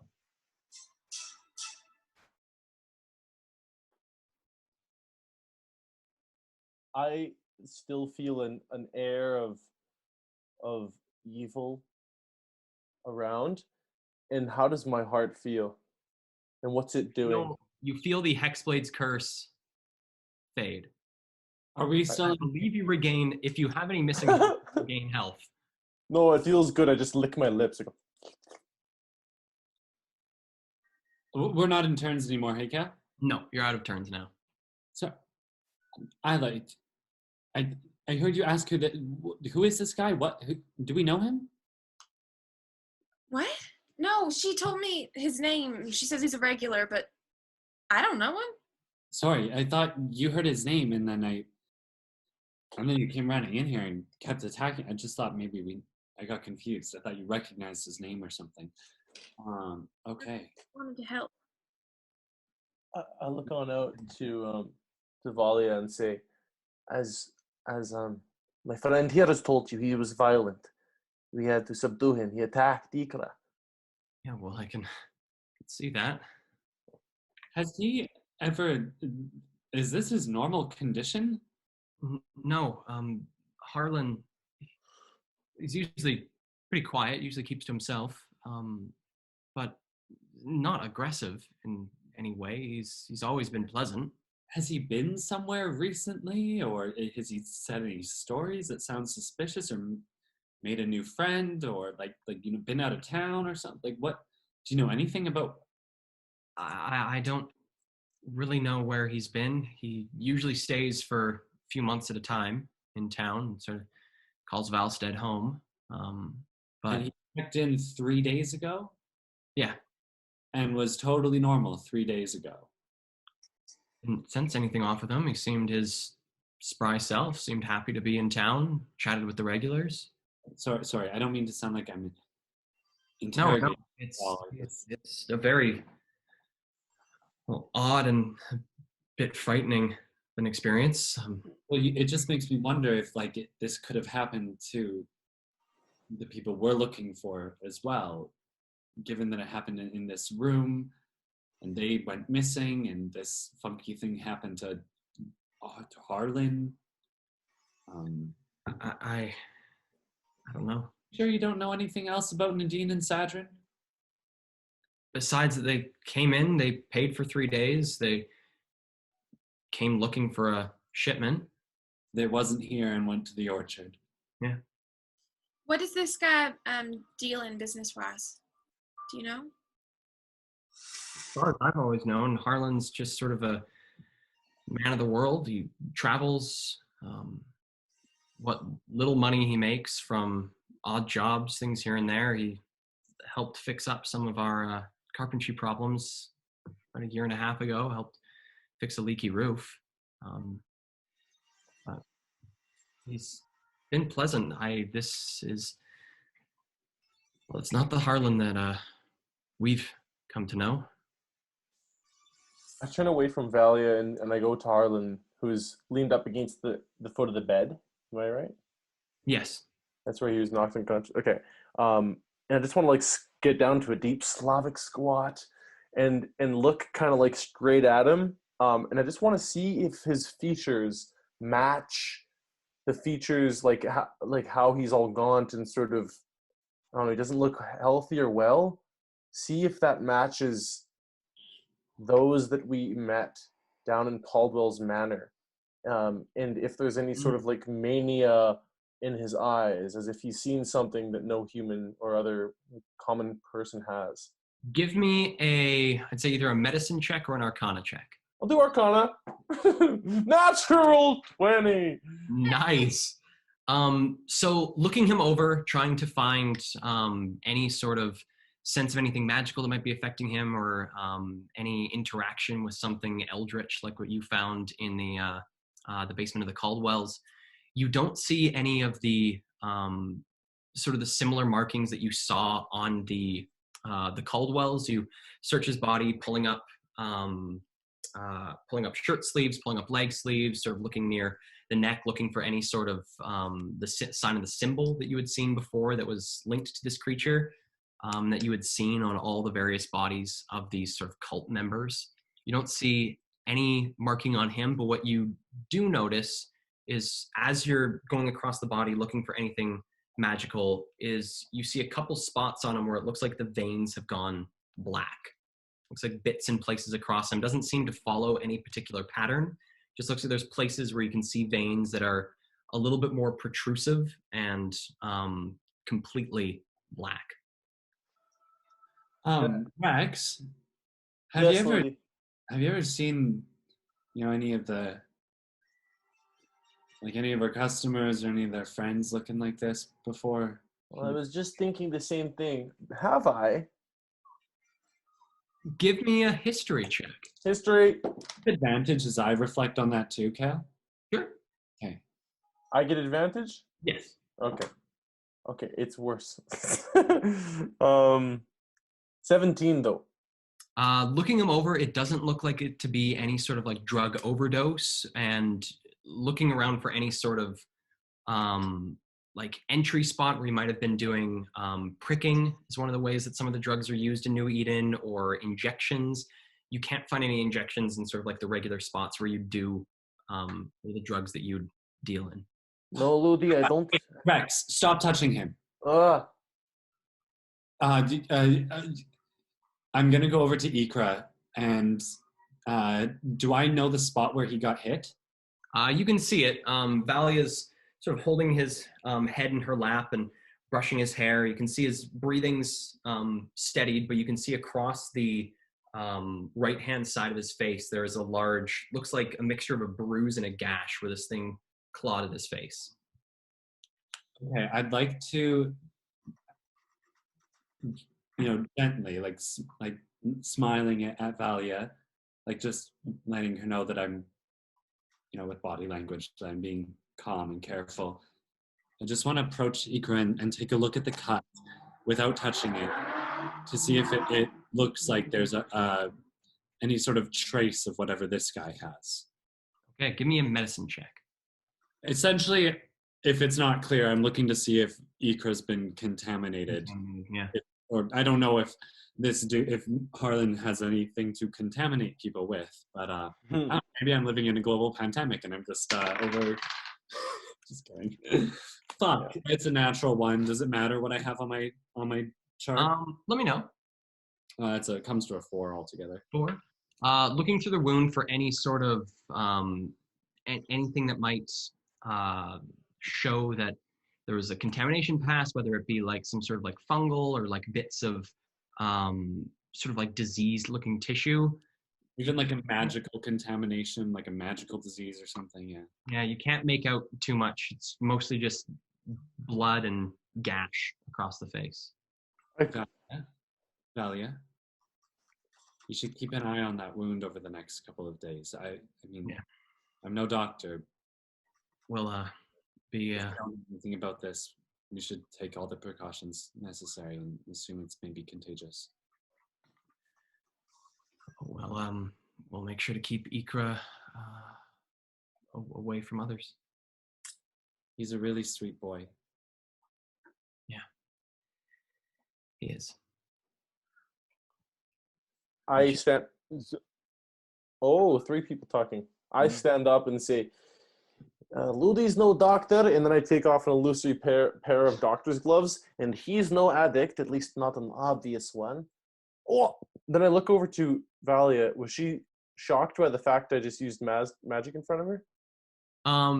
She sees the magic and doesn't seem overly appalled. Although she would have to make an investigation check against my DC to discern whether it's an illusion or not. Well, she is going to do that.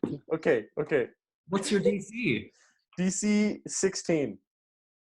15. Oh, shit. So they're real rubber gloves. Real rubber gloves to her. And he's no addict, at least not an obvious one. So I am, as the common speaking people say, stopped. Do you mean stumped? Didn't I say that? Oh, I thought you said stopped. I just misheard you.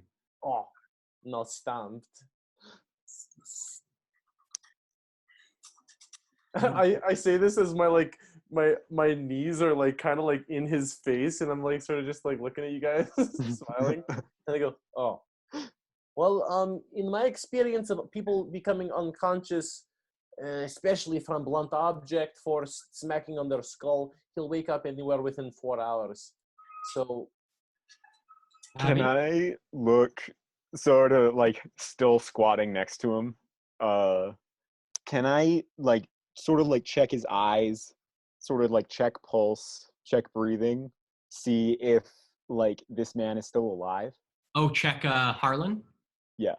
Sure, give me a medicine check. Ooh, that's a 26. whoa. Okay. Whoa. So checking pulse, checking eyes as you sort of peel back the eyelids. The eyes are still bloodshot as they were before. Little bit of a hand in front of the mouth. You feel like the slight little bit of breathing, and doing a pulse check, there is no pulse. No, don't be afraid, Abby. When I could feel his life essence, there was very little there. It was agitated, as if he wanted out of himself. You know what I'm saying? Yeah, I mean, actually, Rex, no, I know that your little connection thing. Yeah. But yeah, like this man is not alive, but he is breathing. So I don't know if we're gonna get anything out of him when he wakes up. If he wakes up. Abby, what do you mean he's not alive, but he's breathing? I mean, I've never met a live person without a heartbeat. I guess that's just what I'm making my guess on. I don't have one. Maybe he's a... Isla, Shit. even though you can be a little cold and cruel at times, you still have a heartbeat.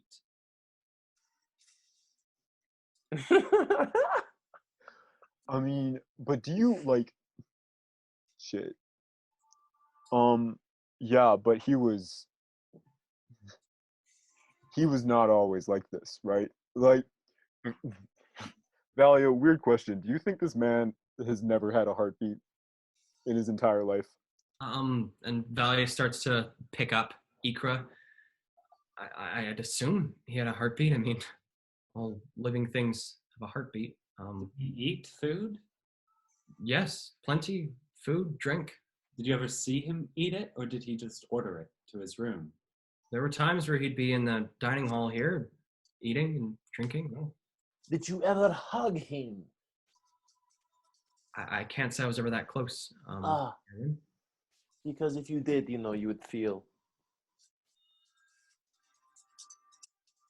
Here's what I... Should we burn him? Whoa! On that note, I should get Ikra cleaned up. Yes. I appreciate the help, and if there's anything you need, you can come by here in a bit once I get Ikra cleaned up. We'll take care of the body in exchange for as many free nights as we're in town. Oh! Whoa!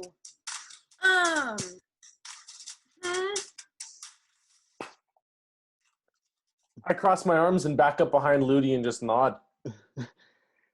Abby kind of looks at Isla and then looks at LUDIE, kind of. Or maybe we prefer to camp out elsewhere. Not at all. This beautiful town is the best place that we could stay. I look at Valia and I ping her in her head, but since I'm standing just a little bit staggered with LUDIE, I will mouth so that hopefully he can't see me mouthing, but he can't hear me right loud because I'm talking in her head, but I'm mouthing so that she thinks I'm just talking like a normal person. I'll go, don't worry about it. I'll pay in full. I'll take the bill. I will pay for our night's stay. Holding Ikra goes, okay. This is a shock. This has been a really weird 20 minutes. I'll be back in a bit. Turns around with Ikra and rushes off in the direction of the bar and sort of disappears around the corner. And that is where we're going to take our break. Okay. So go pee, get a snack, drink some water, wash your hands, and if you haven't already, hit that sweet, sweet subscribe button on our Twitch here, or if you're watching this on YouTube, still head over to Twitch and hit subscribe. But also, you can subscribe to our YouTube channel and maybe give this video a like. That'd be pretty cool. But with that, we'll be back in 15, so we'll see you guys in a little bit.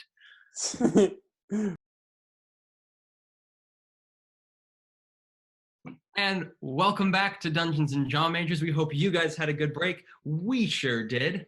So we're gonna jump back. Emily's just gonna join us in just a second here. But No, we can't. What? I forgot to wash my hands.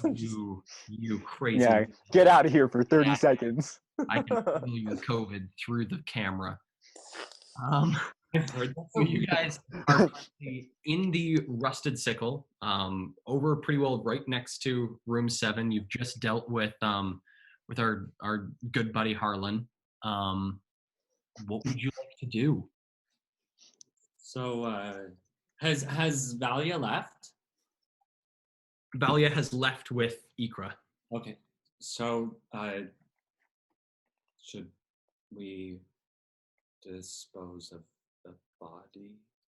Well, we don't entirely know if he's dead. Yeah, like, I mean, like, bodies don't breathe, though. Like, this is what's fucking me up. That's what I'm saying. Yeah. But Rex, didn't you say that you felt that his soul wanted to escape?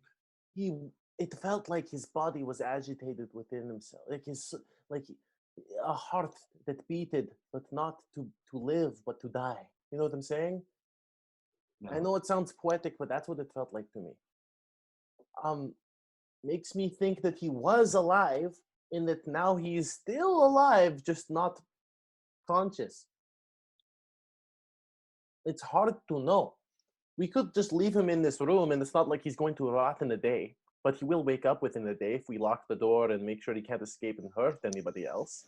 Well, yeah, we could. Wait, KAEL, is there a window in this room? There is a window in the room. There's a single window that looks out, looks like into a small portion of a back alley and then to another building. Is it like frosted, or can you see through it? It's pretty hazy. It doesn't look like it was necessarily intentionally frosted. Looks like more just from age. Okay. Well, we could like leave a chamber pot and some non-perishables and a bunch of water and board it up from the outside. No.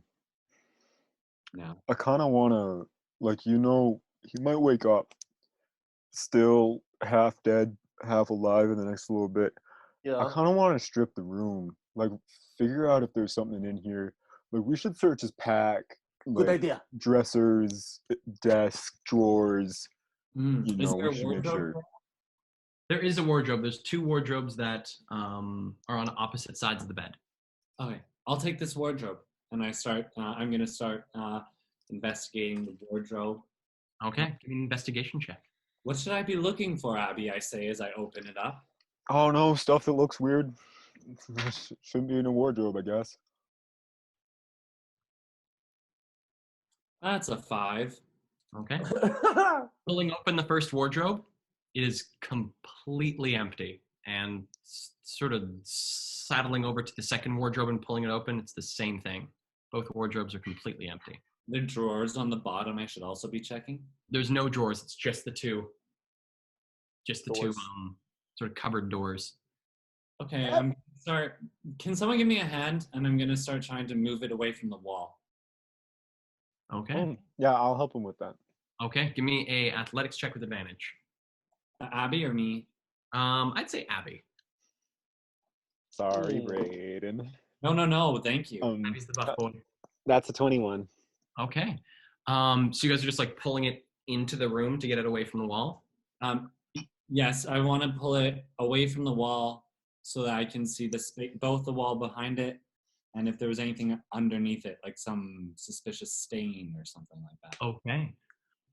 So pulling this thing away from the wall, you notice as you pull it away, there's pretty well like the outline of this dresser on the wall, sort of like in dust and grime, and how moisture has sort of like altered the wood of the room. Looking at the wall itself, doesn't look like there's anything necessarily suspicious, like no molds, no hidden writing, nothing there that's overly incriminating. And underneath where this wardrobe was, little bits of dust, small sort of scraps of food, looks like a little bit of mouse poo, but nothing of note. As they've been futzing about with this wardrobe, I'm going to like take everything out of this man's pack and just put it on the floor, like categorizing things that might be suspicious or just regular everyday shit. Okay, so pulling things out of his backpack, give me an investigation check. Bing bong! Okay, not great. 12. So in his backpack, you find a small, like very small, looks like a leather journal. You find an apple. Okay. You find what looks to be 3 bullets. Oh. No gun to go with them, just 3 round shot. Mixed in with these things, you find a necklace, just like a silver sort of locket necklace, and you find what looks to be 3 water skins. Popping them open, 2 of them don't have any scent, so it's likely water, could be something else. The third one you pop open, it smells like oil. Oil, like for a lantern? Like for a lantern, and that's all that you find in his pack. Okay. Abby and I probably move over and do the other wardrobe as soon as we're done the first one. Okay, like pull it off the wall. Yeah, same process. Okay. Give me another athletics check there, Abby, with advantage. Ooh, that's good. Oh wait, never mind. Never mind. That's a 24. 24. So you guys are still able to easily pull this thing off the wall.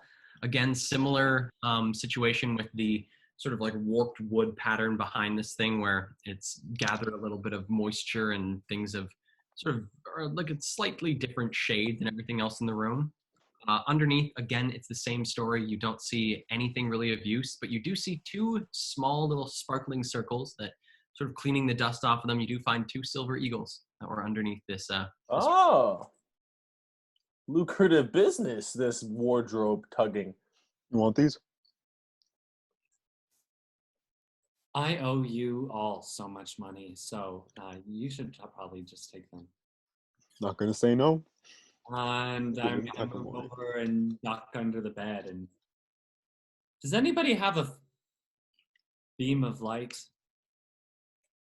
You guys do have torches. You guys do have those electrical torches. I'm gonna pull out a torch from my pack. Okay. So pulling out the torch, giving it a twist, sort of exposing the luminescent sort of Yes. top third of this object. Sort of sweep it underneath the bed. The bed looks completely spotless underneath. Looks to be one of the spots that the cleaners, whether it's Valia, Ikra, or someone else that they hire, seems like they do a pretty good job under the bed. Okay, I'm gonna flip the mattress again with not asking, but just looking over my shoulder for Abby's help.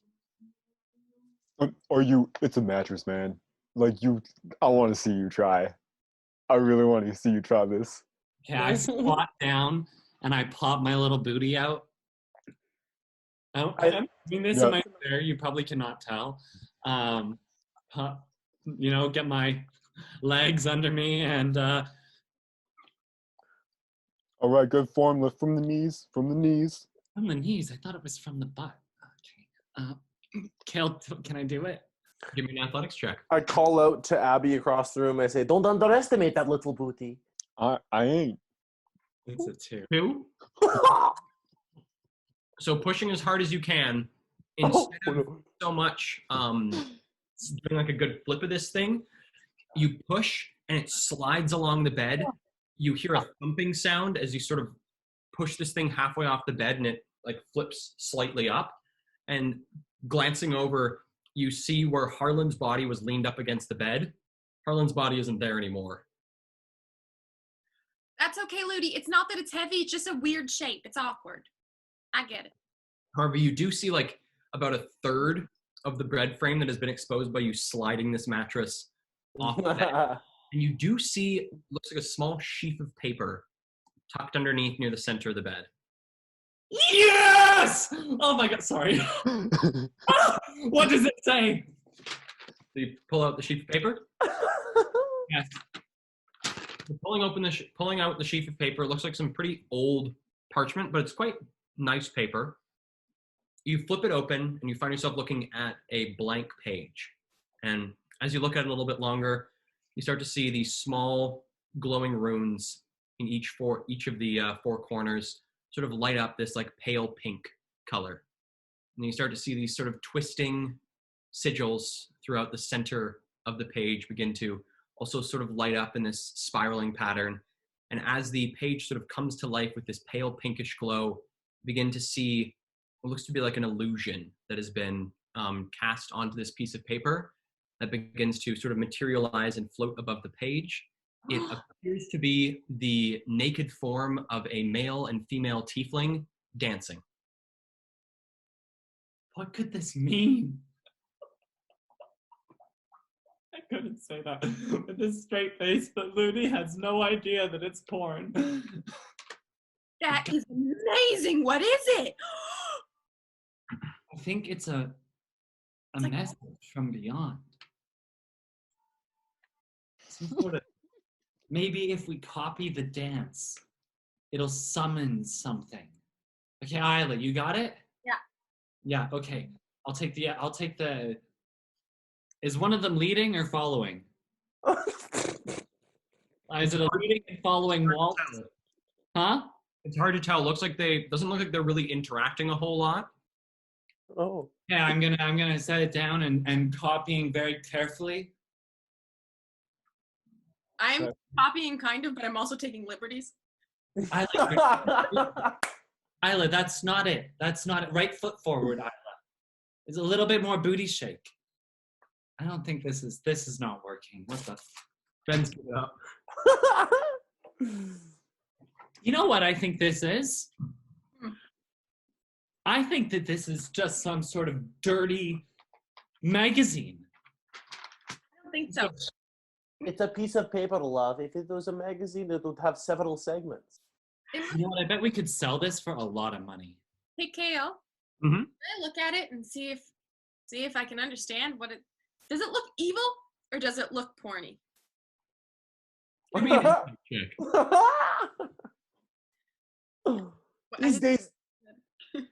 These days it's hard to tell, hey? Hard to tell if it's evil or porny. I have to say, it's not doing anything for me. Oh my god. I went on a date with this guy the other night, and I couldn't tell if his mustache was evil or porny. So, so I just left. What kind of a check did you ask me for? Insight. Uh-huh. Oh, yay. 17? Porny. Porny? I would like to appraise its monetary value. Actually, Ludie, I've definitely seen something like this at the store. It's not interesting. It's more so for fun, for people's fun, for the fun of looking at. I feel like I've been robbed of the opportunity to solve the mystery of the missing schnapps deliverers. Well, maybe it lies in here. And I dangle the locket, and I'm just gonna cast Mage Hand to make a hand come and open it up while I'm dangling it with the other. Okay. Maybe it's a worn locket. So this Rex mage hand dangles before the locket and pulls it open. And within it, you see looks to be like a small little picture that was put inside this locket of looks like a pretty sort of like square-jawed male face, about like ear-length blonde, messy blonde hair. Looks to have like quite a bit of dirt across the face. There's what looks to be a long scar. It sort of makes its way from just below the bottom of the eye around to the corner of the mouth, and just this little picture in the locket. I wonder. Oh, sorry. What, Rex? I wonder who they could be. Is it Harlan? Doesn't look like Madeline. Oh, sorry, Harlan. Yeah. I mean, what does it look like? What are you looking at? I show the group. Does this look like Harlan's? Does this look like it? Did they look like they're related to Harlan at all? I'm gonna judge with my friends. Well, that would make sense because you normally put a close loved one's picture inside of a locket. Yes. Yeah. I mean, they could also, like, you know, be loved ones. Loving ones. But do you notice the scar? Ah, like that, loving. Maybe we can ask Valia if she knows anybody with a big scar. Okay. Maybe we could show her the locket. Isla, do you want to go ask her? It seems like you and her are on good terms. I think she thinks that I'm brief, and that is no way to talk to somebody whose son has just been knocked unconscious. Okay. Could I take the locket to show her? I dangle it to you with my mage hand, and then I'm gonna let it dissipate as I'll return back to. I didn't write it down. Could you remind me what was in the pack again? There's 3 water skins, the locket, 3 bullets. 3 bullets, and a small leather journal. The journal. Journal. I say, Isla, this is gold. We'll let you know what's inside when you're back. Okay. Okay. I'm gonna I'm imagining there's like a leather strap on a little knob that I have to unwind, and I'm going to Flip to the first page. I'm gonna read over Rex's shoulder, if it's in a language I understand. Flipping to the first page, it is written in common. Harlan's handwriting is pretty atrocious, but still legible. My God.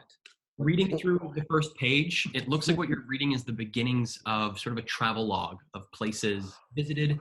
And as you flip through, you begin to see the names of various cities. You see Post, you see New Hearthwaite, you see New Eden, you see Mist Point, you see various sort of areas throughout throughout the wastes, as well as a few spots from the West Cliffs. You see High Rest, and you also see Whitehelm, as well as some of the names of the various cities that it looks like he's been to. As it goes through, it seems to denote dates that he arrived in these places, as well as places that he left. You sort of see some of the travel times. Looks like there was some places where it took about like a week to get from place to place. Some places that were closer, it was only a couple days. But you notice as you're flipping through, you get about halfway through the book, and there's a sudden discrepancy in the change. Looks to have been probably the better part of almost a year ago. There's a change in the dates where it looks like about 15 years is missing. I look at LUDIE like we're like nose to nose, and it's just gonna be like, what? So Did you just either read what I just read? What did you just read? Well, that doesn't hold up. It says that there's about like, according to the dates that he has in here, there's like 15 years gone. Who forgets to write in their diary for 15 years if one is so inclined to write in a diary in the first place? Let's read on. Let's read on. If you, hey, what is the last? Yes, the Like last. the last entry and then the first entry before the jump. Like what's going on? Let's look. Is he in the same place? Entry before the jump looks to be travel from a place called Green Hollow in the southern West Cliffs back home to Valstead. And the next one coming from that is then from Valstead to New Eden, 15 years later. Wait a second. So can I just rephrase that? So from, Green Hollow? Green Hollow. He went from Green Hollow to Valstead. That was 15 years ago. Mm-hmm. And then he made an entry 15 years later in which he was returning from New Eden to Valstead. In which he was going from Valstead to New Eden. Okay. Sorry, KAEL, is it just a travel log of like where he went and when, or is there notes about anything like this? Doesn't appear to be any notes. Looks just like places he's gone to, the time he arrived, and the time that he left places. Wait, and so he went from Green Hollow to Vanguard. Sorry, Valstead. Vanguard. He went 15 years ago, and then the 15-year jump, and then at the end of those 15 years, he goes from Valstead to New Eden. And how long ago was that trip from Valstead to New Eden? That trip from Valstead to New Eden looks probably better part of like it's under a year. Actually, give me an intelligence check. Okay. Sort of judge the age of the writing. Oh, there's not dates. Sorry. Oh yes, there are dates. Yeah. How do? Yeah. Yeah, everything's dated. Looking at the dates of this one, it looks like the beginning of this trip from Valstead to New Eden was only about 6 months ago. Okay, so what I think this implies, if there's no entries in his travel log, is that he spent those 15 years here in Valstead. And then I point to the door, and I don't know if we jump now. And then here's Isla. Yeah. I'm the best at that shit. Thalia, darling. Wherever you are in the world. So coming up to the bar, you see there's a door that looks like it leads further into like a storage area or possibly like their own sort of common and living area, slightly ajar. Do you enter? Do you call out to her? What do you do? I knock on it. Knock on it, you hear from within. Just a minute. Mm-hmm. Couple minutes pass, and then you hear someone sort of hurriedly come towards the door, and hear the sound of sort of brushing on fabric as she comes up, and as she opens the door, sees that it's you. And any progress with the with Harlan? Nothing that we're sure of yet, but we have been going through some of his stuff, and we're getting some clues, but we don't know him that well. So and we're not from town. I was wondering if you open the locket. Do you recognize this face? Yes. That's George Dorlin. George Dorlin? Oh, geez.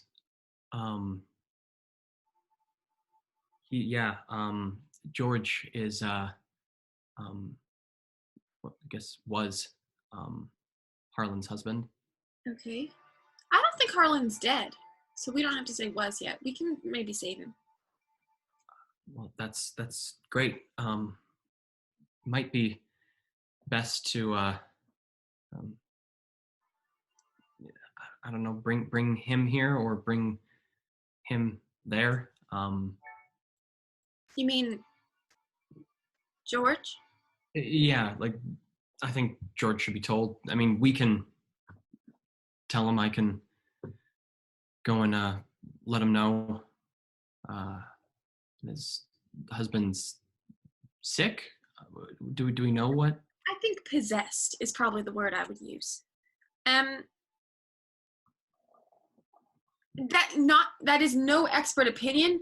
That's just I've never seen someone look like they were not a someone before, and yet somehow still be a someone. Okay. I mean, you say you know this guy, and he's supposedly like a decent enough man. He struck your boy, right? That's not something a normal person would do. No. So I'm just gonna say possessed in whatever sense of the word. Can I ask you a couple questions? I'm sorry, we're just trying to figure out what happened. If Harlan is staying at your hotel, even though Volstead is home and he has a husband that lives here, why isn't he at home? Why wasn't he at home? Harlan and George have always had a bit of a hard time getting along. Things haven't been great in the past while, and so Harlan is taken into coming here, staying here, and sort of keeping the distance. If I remember right, he hasn't been back home with George for probably about almost a year here. So I don't know how much George knows that he's been staying here either. Hadn't really thought about that. So they've been like separated for about a year. Yeah. It was odd though. They were so wonderful and lovely, and everything was great, and then one day it just sort of changed. Like how long ago? About a year ago. And it seemed like it flipped on a dime. Yeah. Yeah, it did. Do you know where George lives? Yes, he's just up the street. Okay.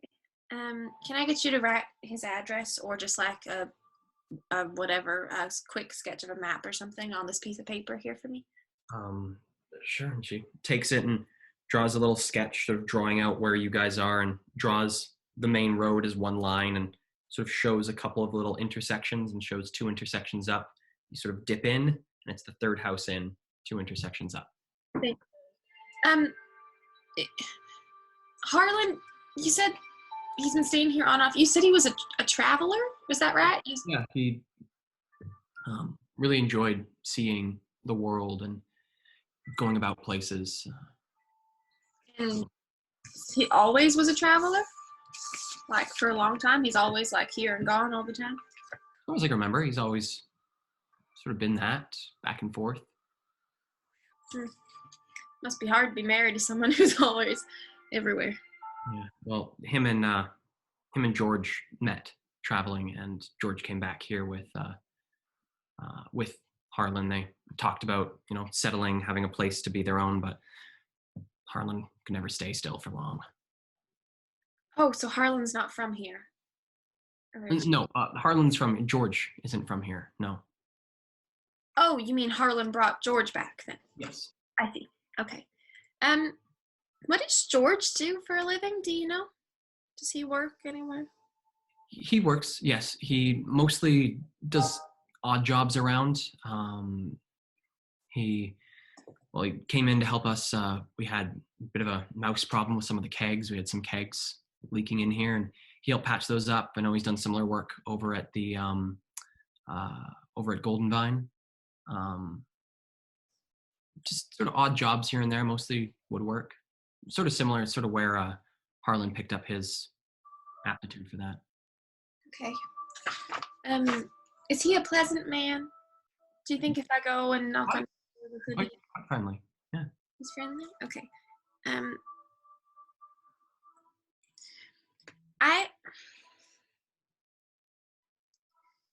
I don't know how to ask the next question on my mind, but have you seen George recently?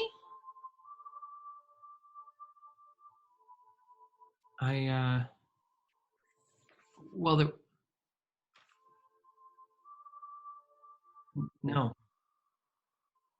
not recently.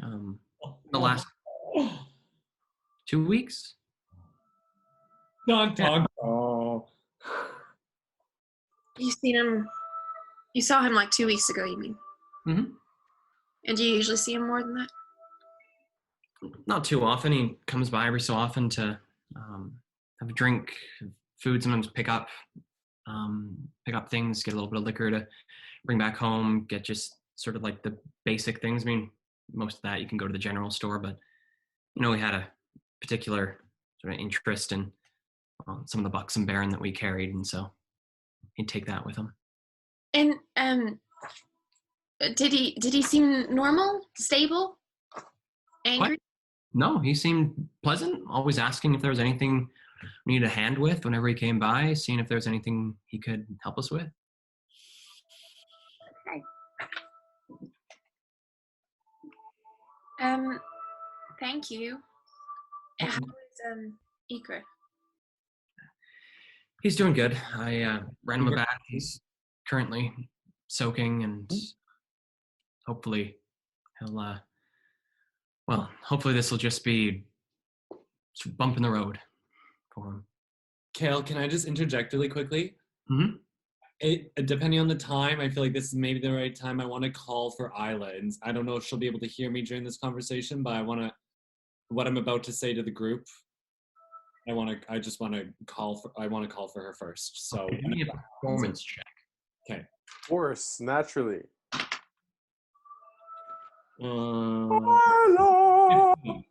15? Yeah. Okay. And at this point in the conversation, you do hear LUDIE from down the hall call out your name. Oh, that's my cue. Thank you so much for your help. And if we find anything else, do you mind if I maybe ask you a couple more questions just so we can get a better idea? No, of course. Anything I can do to help. Thank you so much. If you need anything with the boy, we're not doctors, but we're no strangers to scrapes and bruises, and so we can help however we can. Thanks. And I go down in the hall to the boys. Okay. She disappears back into the room. So. No. Is Isla in the room? Is Isla in the room? Isla's back. LUDIE, your theory is bullshit. I think that is probably Marlon's babysitter. And that's why he has him in the locket, because who more do you love than the person who takes care of your children? They're lovers. Brothers? Lovers. They're married. Brother lovers. They're kind of married. They are husbands, but they have not been sleeping in the same bed for about a year. Okay, Isla. Mm-hmm. Isla, that's great information, but I'm gonna nod towards the door and I whisper, "Is she out there?" No, she's back in the room with the boy. His journal here, it's actually a travel log. And Ooh. he keeps very consistent records of his travels. Okay. There is a 15-year gap where it says that he travels from Glen, what does it say? Kel, can you remind me the name, sorry? Green Hollow. It says where he travels from Green Hollow here to Valstead 15 years ago. And the next trip is from Valstead to New Eden. So, I mean, it's possible he just spent, after several years of very detailed travel records, decided not to write down his travels anymore, or he was in Valstead for 15 years, and this innkeeper lied to us about it. I don't think so. She told me that he traveled a lot, and that George, his husband, wanted to settle down here, but that Harlan didn't want to settle down, so Harlan kept traveling. Yes, but he's kept detailed records of all of his travels, and there's a 15-year gap where it indicates that he was in Valstead for that entire time. Can I see? Yeah. You know what? This is making me think that maybe the purpose of the traveling for the 15-year gap was traveling that you do not want to document. I don't know about you, but I don't keep a note of any of the deeds that I do that I'm not so proud of. Okay. Rather, At a cursory glance, for how many years and how many trips are there prior to the 15-year gap? Prior to the 15-year gap, there's the better part of probably about like 70 or 80 trips over the course of about 20 years. Okay. Sorry, the reason I was looking at it was I wanted to see if there was a difference in the writing pre-gap. ooh, Give me a intelligence check. that's cool. Not my skills. Oh, right. I have a -2 modifier. That's a total of 12. Okay. So glancing at the difference between the entry 15 years ago and the entry post 15-year gap, glancing at it, there isn't any immediate difference in the handwriting, but you do notice that the implement changed. It looked like it was once like a really nice fine pen, and the new one seems to be more of like a low quality charcoal pencil. Okay. So it could be you said that stopped sleeping with him in the last year, and we use sleeping as a very loose term. Could mean a lot of things. We won't assume much until we've talked to Oh, we can his assume lover. I've learned much. So, they were happily married. They are very kind and very wonderful people who came around all the time, and they were a great joy to be around. And then suddenly, on a dime, one day, a year ago, they were not happy. And they were fighting and not on good terms all the time. And then that's when Harlan stopped sleeping at home. And every now and then, was it every now and then, or has he been sleeping here since for a year? Or was she saying that on and off he was sleeping here? When he's back in town, he sleeps here. And then after that day, whenever he was in town, he was sleeping here. I go over to his body. What does he have on him? He's currently sort of laid down on his side after being knocked over by the mattress when it was shoved out. Looking at him, he's wearing pretty well just peasant's clothes. He's wearing some very run down, very worn in pants. Looks to be wearing just a basic button up shirt, and over top of it is a cloak. Pretty tattered brown. Looks like it once was pretty nice leather, but has now pretty well been just worn down to almost nothing. Besides that, not a whole lot. But no gun for the ammunition that was in his bag. No gun for the ammunition. Okay, so that explains the. I was jumping to conclusions a little bit. I thought he was staying here whenever he was in town. And she said that that was just for, like, you know, here and there, and he was always leaving on trips and stuff. And if there's, and it, you know, this does, I think, indicate a 15-year stay here in Valstead. But if the stuff went down with his husband a year ago, then he only started staying here at that point, then, you know, that makes sense that he's probably living with his husband in whatever their home was. So, okay, I don't think she was lying about that anymore. But regardless, I just get a weird vibe from her. I mean, unless, like, you know, what if they got married like 15 years ago, and then they had like a couple's travels log, and the only reason why this one started up again was because that's when he's solo traveling. Yes, Yeah. Yeah. Either way, there's no reason to indicate that she's suspicious, and yet I just have a feeling that she is. Does anyone else share that feeling? Do I get weird vibes from this lady? Give me an insight check. Oh. 11. Nope, 9. That's a 9. She seems very genuine. Oh no, man, I liked her. Seemed cool. She gave me a map to Jordan's house, so that we can go and ask him questions and also tell him that his husband is possessed. I am now thinking that the next step in this mystery would be to talk to his lover. But allow me for one moment. And I put my hands up, and then from behind my back, a mage hand closes the door. Why should we care about this man? And I'm asking this question entirely objectively. I want to know why each of you would even consider helping this red herring. This has nothing to do with the job that we are currently on.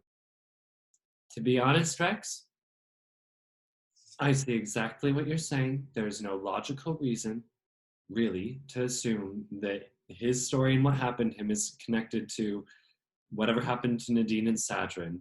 But the fact that he was completely normal and then was staying in their room, and then this happened to him out of the blue, I know that that's not a lot to go on, but I just have a feeling that what happened to him is connected to what happened to Nadine and Sadrin. I see your heads going up and down and up and down. You agree? Yeah. I definitely think we need to talk to George, but we also definitely need to go to the orchard and ask around there too. Right. So You guys, maybe we should ask Valia if Harlan went to the orchard, if she knows, right? Oh. Because if he did, then maybe we don't want to go in there, you know, asking too many questions right away. Maybe LUDIE, I'm sorry I made fun of you for it earlier, but like maybe that is a good plan. So I have confirmation that George has done odd jobs, like tapping kegs and doing repairing kegs and doing woodwork or whatever at the orchard. And Harlan picked up his skills from George, so it's possible that Harlan also was doing woodwork at the orchard. But also, Rex, can I have your gun? The magic gun? The one that scans for magic, please? Oh, you mean the I'm going to guess the name. The etheric detector? Yeah. Mm-hmm. Is that what it's called? Etheric scanner. Yeah. I go, oh, absolutely. And they give it to you. And I'm just going to start pointing it at stuff in the room and trying to scan around the room. I hide so I don't get picked up. Oh, you meant not the blue electric lightning gun. You meant just the scanner. Okay. The scanner. I almost just got some very dirty looks from LUDIE, but So moving the scanner around the room, trying to pick up anything magical. The scanner doesn't beep as you go along the wall with the desk. As you go along the wall, sort of behind you near the door, where there's pretty barren. Nothing along there. Going along where the bed is and the dressers, again, nothing. But as you make your way along the far wall with the window, as you're scanning up and down, you turn around, give Harlan a quick scan, and you see the line go across the thing.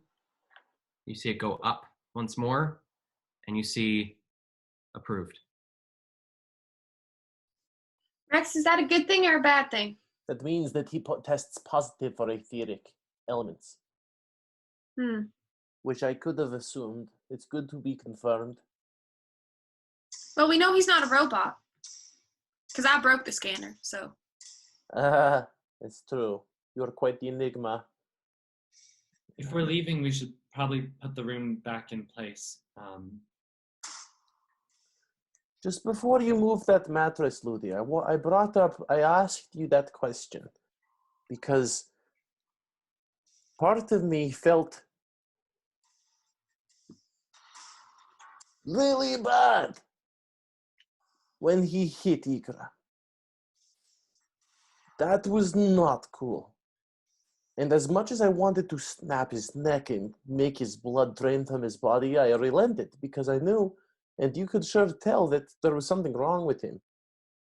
And it could be that our old chappie here, Marlin, and I'm going to straighten him up so he's no longer on his side, doesn't want to be the way that he is.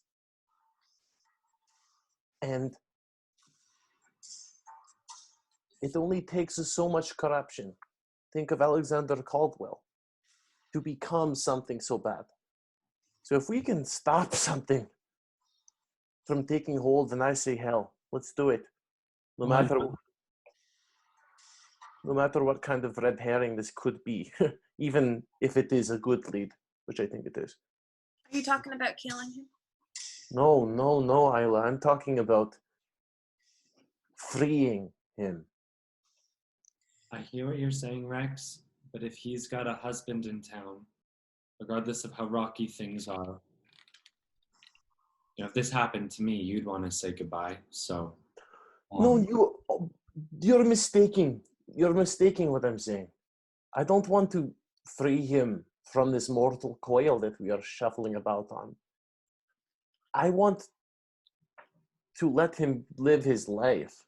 If he recorded every trip that he had for 15 years and then it stopped, what could have done that? What could have brought him from the thing that he loves to do? I don't know, but for a moment I wanted to kill him out of vengeance for what he did to Ikra, but now I want to help him. And I'm not saying by killing him. Okay, yeah, no, I get what you're saying. What was his last trip in the book? Did you guys see that one? Yes, it was from a place called Green Hollow to here. No, that was the one from 15 years ago. Oh. The one after that was from here to New Eden, and was that the last entry, KAEL? The very last entry in the book is a movement from New Hearthwaite to Post. Is the last entry in the book. To Post? To Post? Guys, then that's what the issue is. He got possessed in Post by the Caldwell guys. Yeah, he got possessed. Dude, this guy went to the post office and got delivered. He went postal. He's postal. Wait, it's KAEL. I think I would know this, I think. And I know we've talked about it before on the stream for real, so I definitely would know it. I'm just forgetting now. Is Post where Alexander Caldwell's he has the shipping dock business, right? Post is not a spot where Alexander Caldwell has any business. It's the spot where Silence has sort of talked to you guys about going to investigate the possible resurgence of this creature that you faced. Why? Sorry, Isla, why? Am I missing something? You think that the Caldwells have a connection to Post? They don't have any business there. No, honey. Remember when, you probably didn't read it, but I told you about it. Silence wrote me a letter. Remember?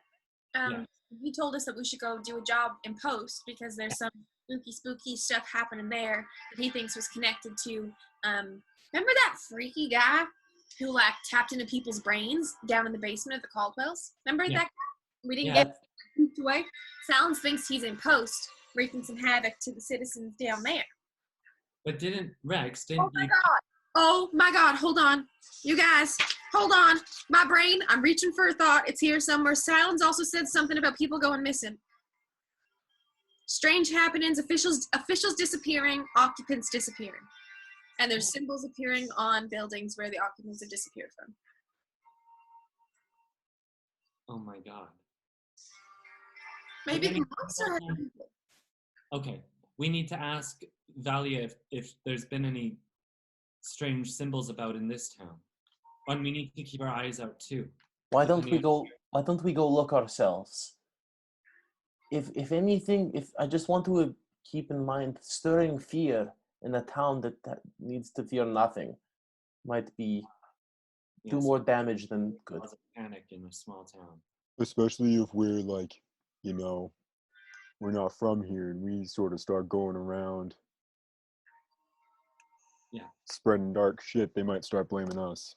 Valia does seem pretty level-headed, though. I'm sure we could ask her if there's been any talk about strange symbols or people going missing. No, we asked the boy about that. Remember? He said nothing. He said there was no people were going missing. And he would have heard. Yeah. Well, let's check back in with him when he's up. But in the meantime, let's either go to the orchard. Gary? Was his name Gary? George. Let's either go to the orchard, George, or look around town for some signs of peculiar happenings. I said we do all three. We look for peculiar happenings on our way to George, and then we go to the orchard, and on our way there, we continue looking for strange symbols or peculiar happenings. Can we bring LUDIE? George? Oh, I think maybe we should see if we can lock him in this room, just so that he doesn't escape and kill Valia. What if we put him in the shackles? In the shackles. In the shackles. let's put him in shackles, but I also have idea. Abby, do the honors. Gladly. Doing that, I'm gonna call down to Valia and say, "Does this door lock from the outside?" I think we should bring him. You don't hear any response. LUDIE, Isla, I think that's a good idea. I have a way that I can bring him to a spot instantly. If we know where we're going, and if he's within 500 feet, then I can teleport him to the front door of George's home. That is Abby. I see you making that face. We could check to see if he should go there. If George wants to see him in the state that he is, and if there is some curse going on or some trouble afoot, maybe seeing the eyes of his lover could bring him back. Yeah, but I mean, I'm good with carrying him like a sack of potatoes if we want. It just might No, raise I a don't few mind. eyebrows, and my spell slots are burning a hole in my pocket. Like, I just think, with you teleporting, like, Valia seemed chill when you did that nice trick with the gloves. But I just wonder, like, we're still in the region, right? Like, Shaw's little birdies still come running around. I wonder if we want to, refrain from being too free. Let's go a little more discreet. And then I kind of to show off that I can do that, I hold up my hand and then I just like rub my hand over it and it just disappears. And say a little disappearing act a la our good friend Jade could also come in useful for you carrying him. Can I just... Sorry, Isla, go ahead.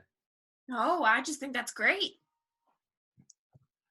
I don't mean to be, like, super paranoid or anything, but if there's a chance that, this could spread on contact, then maybe it's best to just leave him in the room.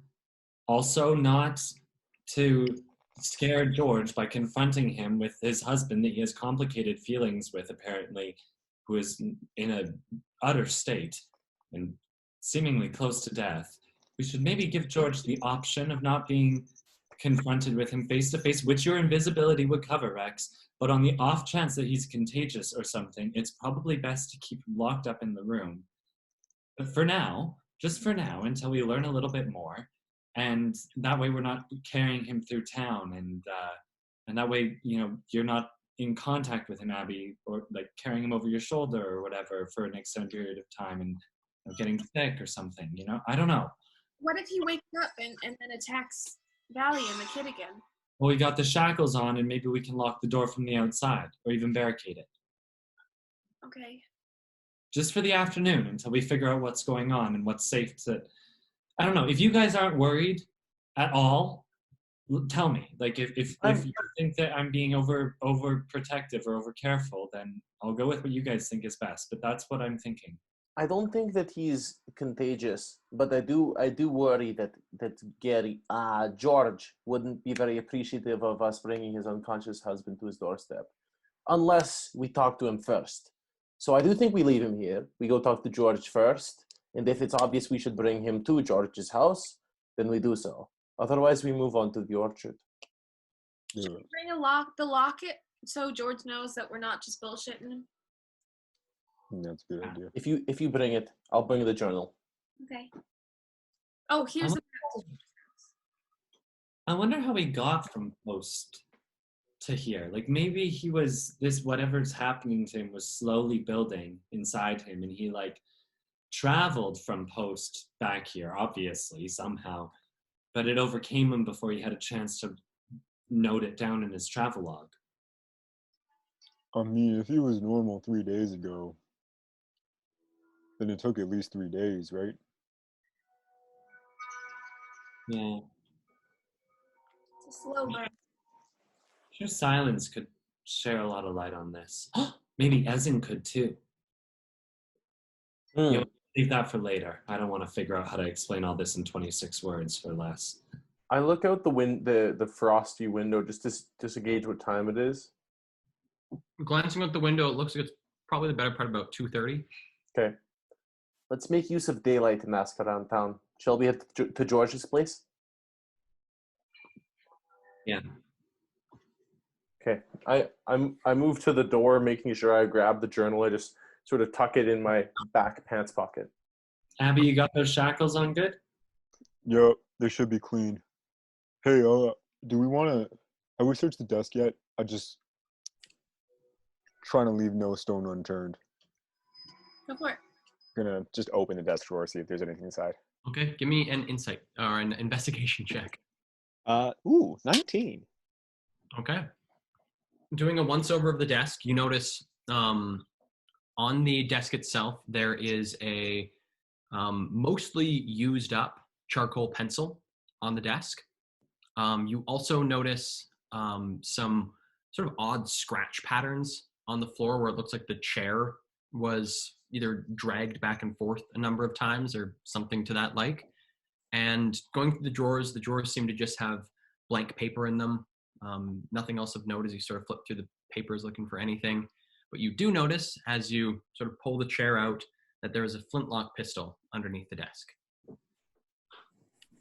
All right. I don't think it was necessarily placed there. Looks like it either fell there or was thrown there. Someone didn't feel entirely safe here. Is there like a lot of dust on it? Give me a survival Just check. going like... It's not too dusty. Okay. Survival, awkward 20. Looks like it's probably been in that spot for no more than a week, no less than a day. Abby, Yeah. does that pistol look like it matches the bullets from his bag, or could it possibly have been hidden by Sadrin and Nadine? I don't know. I'm not super good with guns. Let me take a look. And what kind of bullets did we find again? Round shot, so yes, bullets that are used in a flintlock pistol. Could very well be. And I'm just gonna load it with one from his bag, unless it's already loaded. It is currently unloaded. Like a glove. Right. I'm gonna say, anybody in need? What's the stats on a flintlock pistol? I could tell you, it's a D8 plus Dex for damage, range 30, but at disadvantage up to 90 feet. It's a light weapon, so you can use it in tandem with fists or any other light weapon to attack a bunch. Reload 1, so meaning for your bonus action you reload it, and it's got a misfire of 3. Well, if no one else wants it, I think those things are a little bit better than my silent derringer, so. I hand it to you. It's not going to pack as much of a punch, but it's better at further range, and you can load it quicker. Actually, my derringer is 1d10. It's better. It's better for consistent damage, though. Great. I'll take those bullets too then. Yeah, I'll give him the 3. And as I hand it, I drop them like 1, 2, and on the 3rd I say, I just wish I could give you a hell of a lot more. And I drop the 3rd. The 3rd bullet has been loaded into it, so you have the one that's in the gun and the 2 others. 1 and then 2. Put a safety on or something like that. No safety. What is safety? That is kill Very trigger. careful not to fire this. And I put it in my backpack at the furthest spot away from my back with the barrel pointing down. Okay. And I stuff shit around it so that it's really lodged in that position. Okay. Seeing Isla's face, I say, I don't want to carry it around town, Isla. I know, but you know what? Never mind. It's fine. No. I'm open to suggestions. I'm not experienced with guns. Take it in your belt. You pull and dump. But pull your shirt over. I don't have a belt, but I do have belt loops on these cute mom jeans.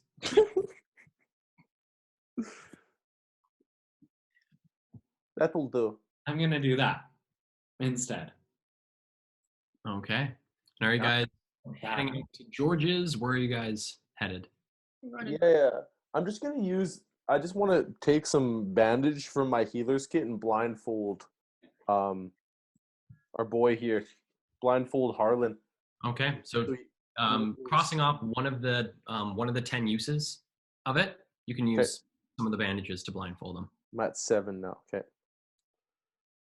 And and I say, I figure that's a good idea, so he won't know where window, door are if he starts going crazy. Wait, you guys! Should I give the kids some stitch? Like heal them right up? You could just tell his mom it's a cookie. No. Kid cannot get addicted. Okay, just a suggestion. He won't get addicted off of one cookie. Those were very addicting cookies. I almost did get addicted. Yeah, but you're also in constant battle with the need to heal yourself frequently. That makes sense. Well, it's different. Fine, I won't do it. Highly addictive. I don't know, Isla. I think it's a good idea. There's none in town. He doesn't know what it is. At most, he'll just beg his mom for more cookies and not realize that it's a simple ingredient he's craving rather than cookies themselves. Tiebreaker? I'm pretty much always on the side of let's not give minors drugs. I'm a minor. You're a minor? I'm 16. I'm 2. Abby, how old are you? I'm like 86. I am 22. You're 86? You don't look a day over 30.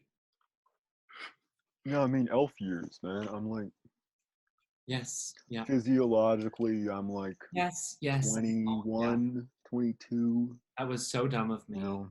Yeah. I was having the feeling that you had the most life experience here. Abby, the things Thanks, Rex.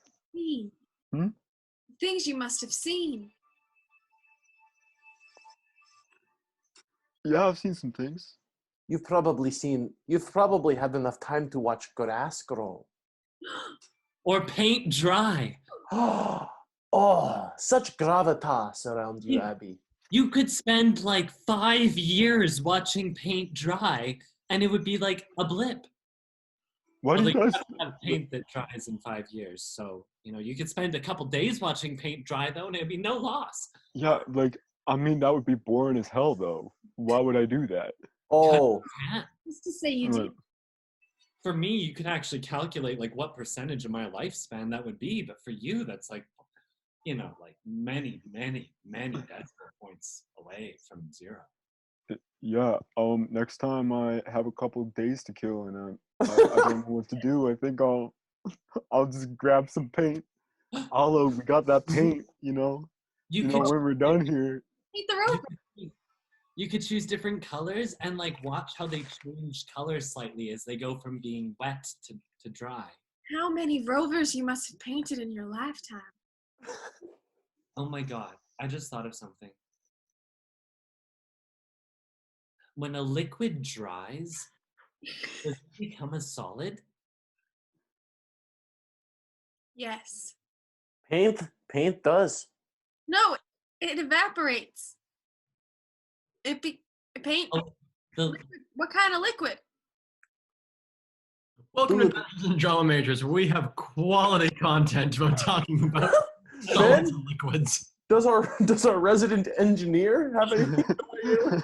We are 80% artists and 20% scientists.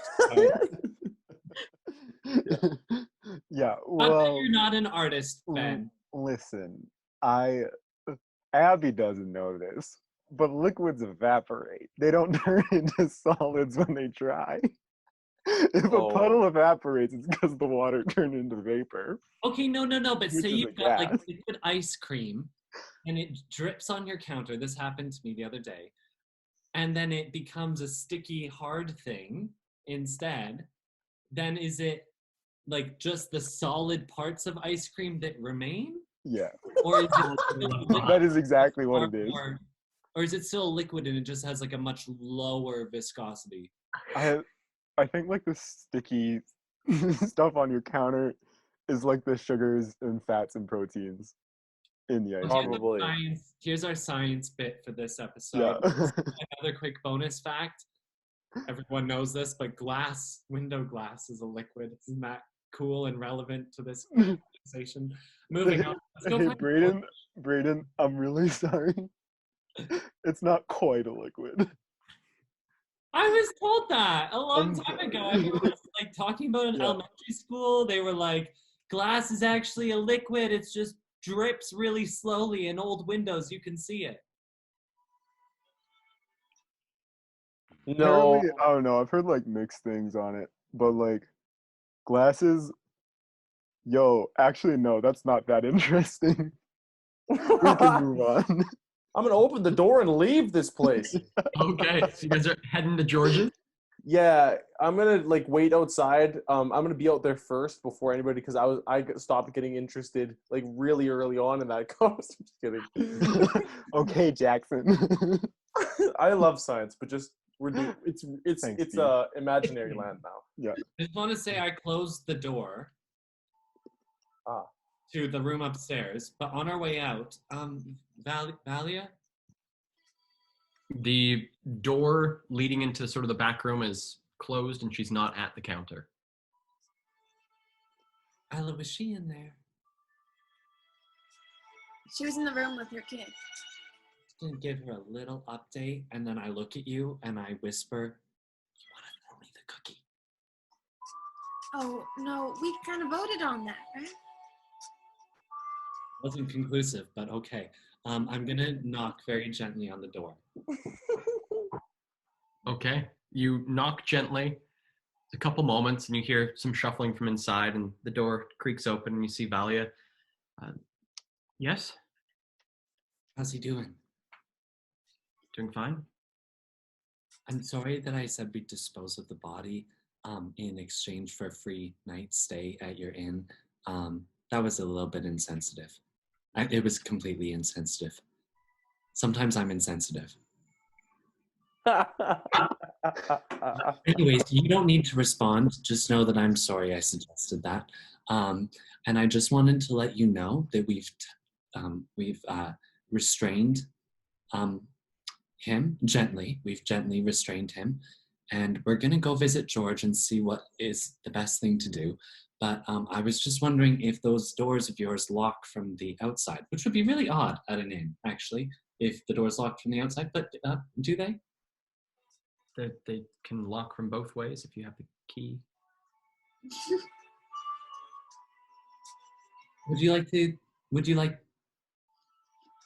Should we maybe just go lock that door then? We have the key. We have the key. I've just realized. We do. Sure. I'm so sorry that I forgot. The entire conversation absolutely wasted your time, but we will be back shortly, and I think that's important for you to know. Anyways, I hope you enjoy some. The door slowly closes. I am so sorry. I don't know what to say in some situations. I turn around. Isla, why did you ever let me keep talking? I didn't really want to. You just went for it. You could have stopped me. I didn't know why you were talking to her. I call in. Thought that we had the key, and I wanted to suggest that she go up and lock the door, that we do it for. Oh my God, Rex! I need the key. I call in as I turn around with the key. I say, "Did you give him the cookie, Ludie?" Give me the key. Mage hand goes over to him. I'm gonna run upstairs fast as a monk, lock the door, double check that it's locked, run back. Straight out the door, and I say, "Let's walk," and I go. The thing is, no one really notices anything weird about the mage hand. They all rolled really low on their perception. So there's 3 people in the inn as this mage hand just like scoots a key across the area. No one notices it. Amazing. Wow. Okay. And you guys head out towards George's. KAEL, I just want to emphasize that I double-checked that I did successfully lock the door, and just, you know. Don't worry, the door's not locked. Now he's worrying. Don't fuck with me, please. Did I lock the door as far as I can tell? Yes, you did. Great. Okay. I'm gonna wait for, like, this is probably before LUDIE comes back, but like for Isla and Abby to just come out next to our vehicles. I'm just sort of sitting on the hood of the car, and as soon as I see them, I look and say, "I don't think I've ever reacted to somebody getting hit like that before." I'm talking about Ikra. It hurt me when he was hit. Usually it feels good when I see people get hit. Like when LUDIE used to kick ass in the taverns. Like, I used to love that. I would like, it kind of gets me hot and bothered, but seeing a kid get hit like that made me want to fucking puke. Well, I think that makes a lot of sense. Oh, hey, LUDIE. Hi. Wow. I just said how I was saying it to them and not you because you were in there, but now you're here, so that's okay. That's okay. You're here now. I was in and out in a flash and ahead of you guys out on the street. Fuck, you were. Yeah. Yeah, I guess you're right, LUDIE. I've never really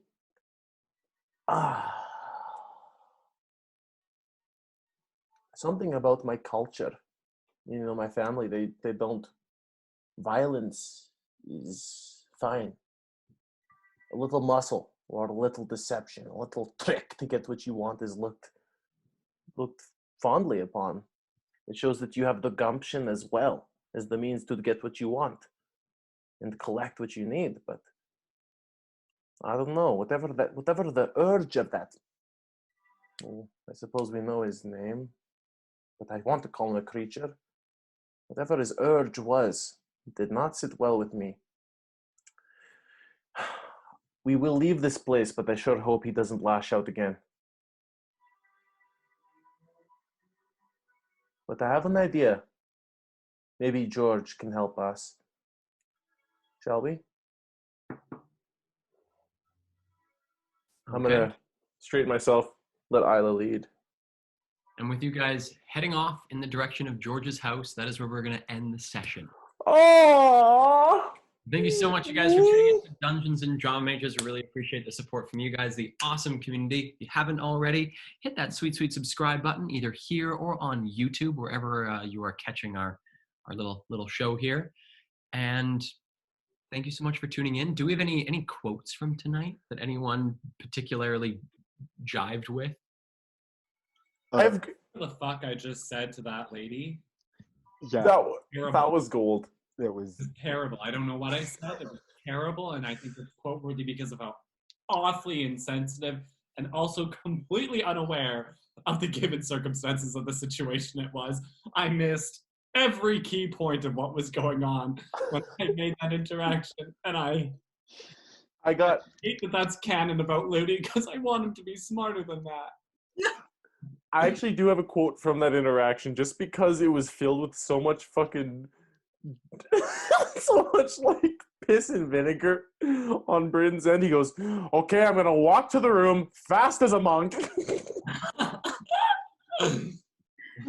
Just that. I wrote that down too. Yeah. Fast as a monk. Yeah. The other thing also from LUDIE is when he was first looking at the tiefling board and he was like, maybe it's a message from the beyond.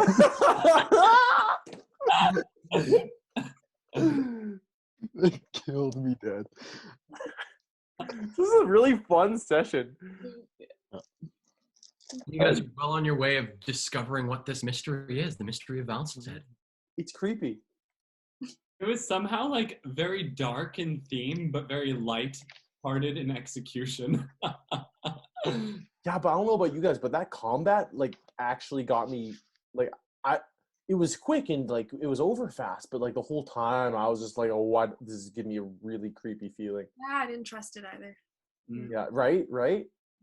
The strangest little instance of initiative we've ever had. Like so short and quick, and I've never been in a situation like that in D&D in all 2 years. 2.5 years.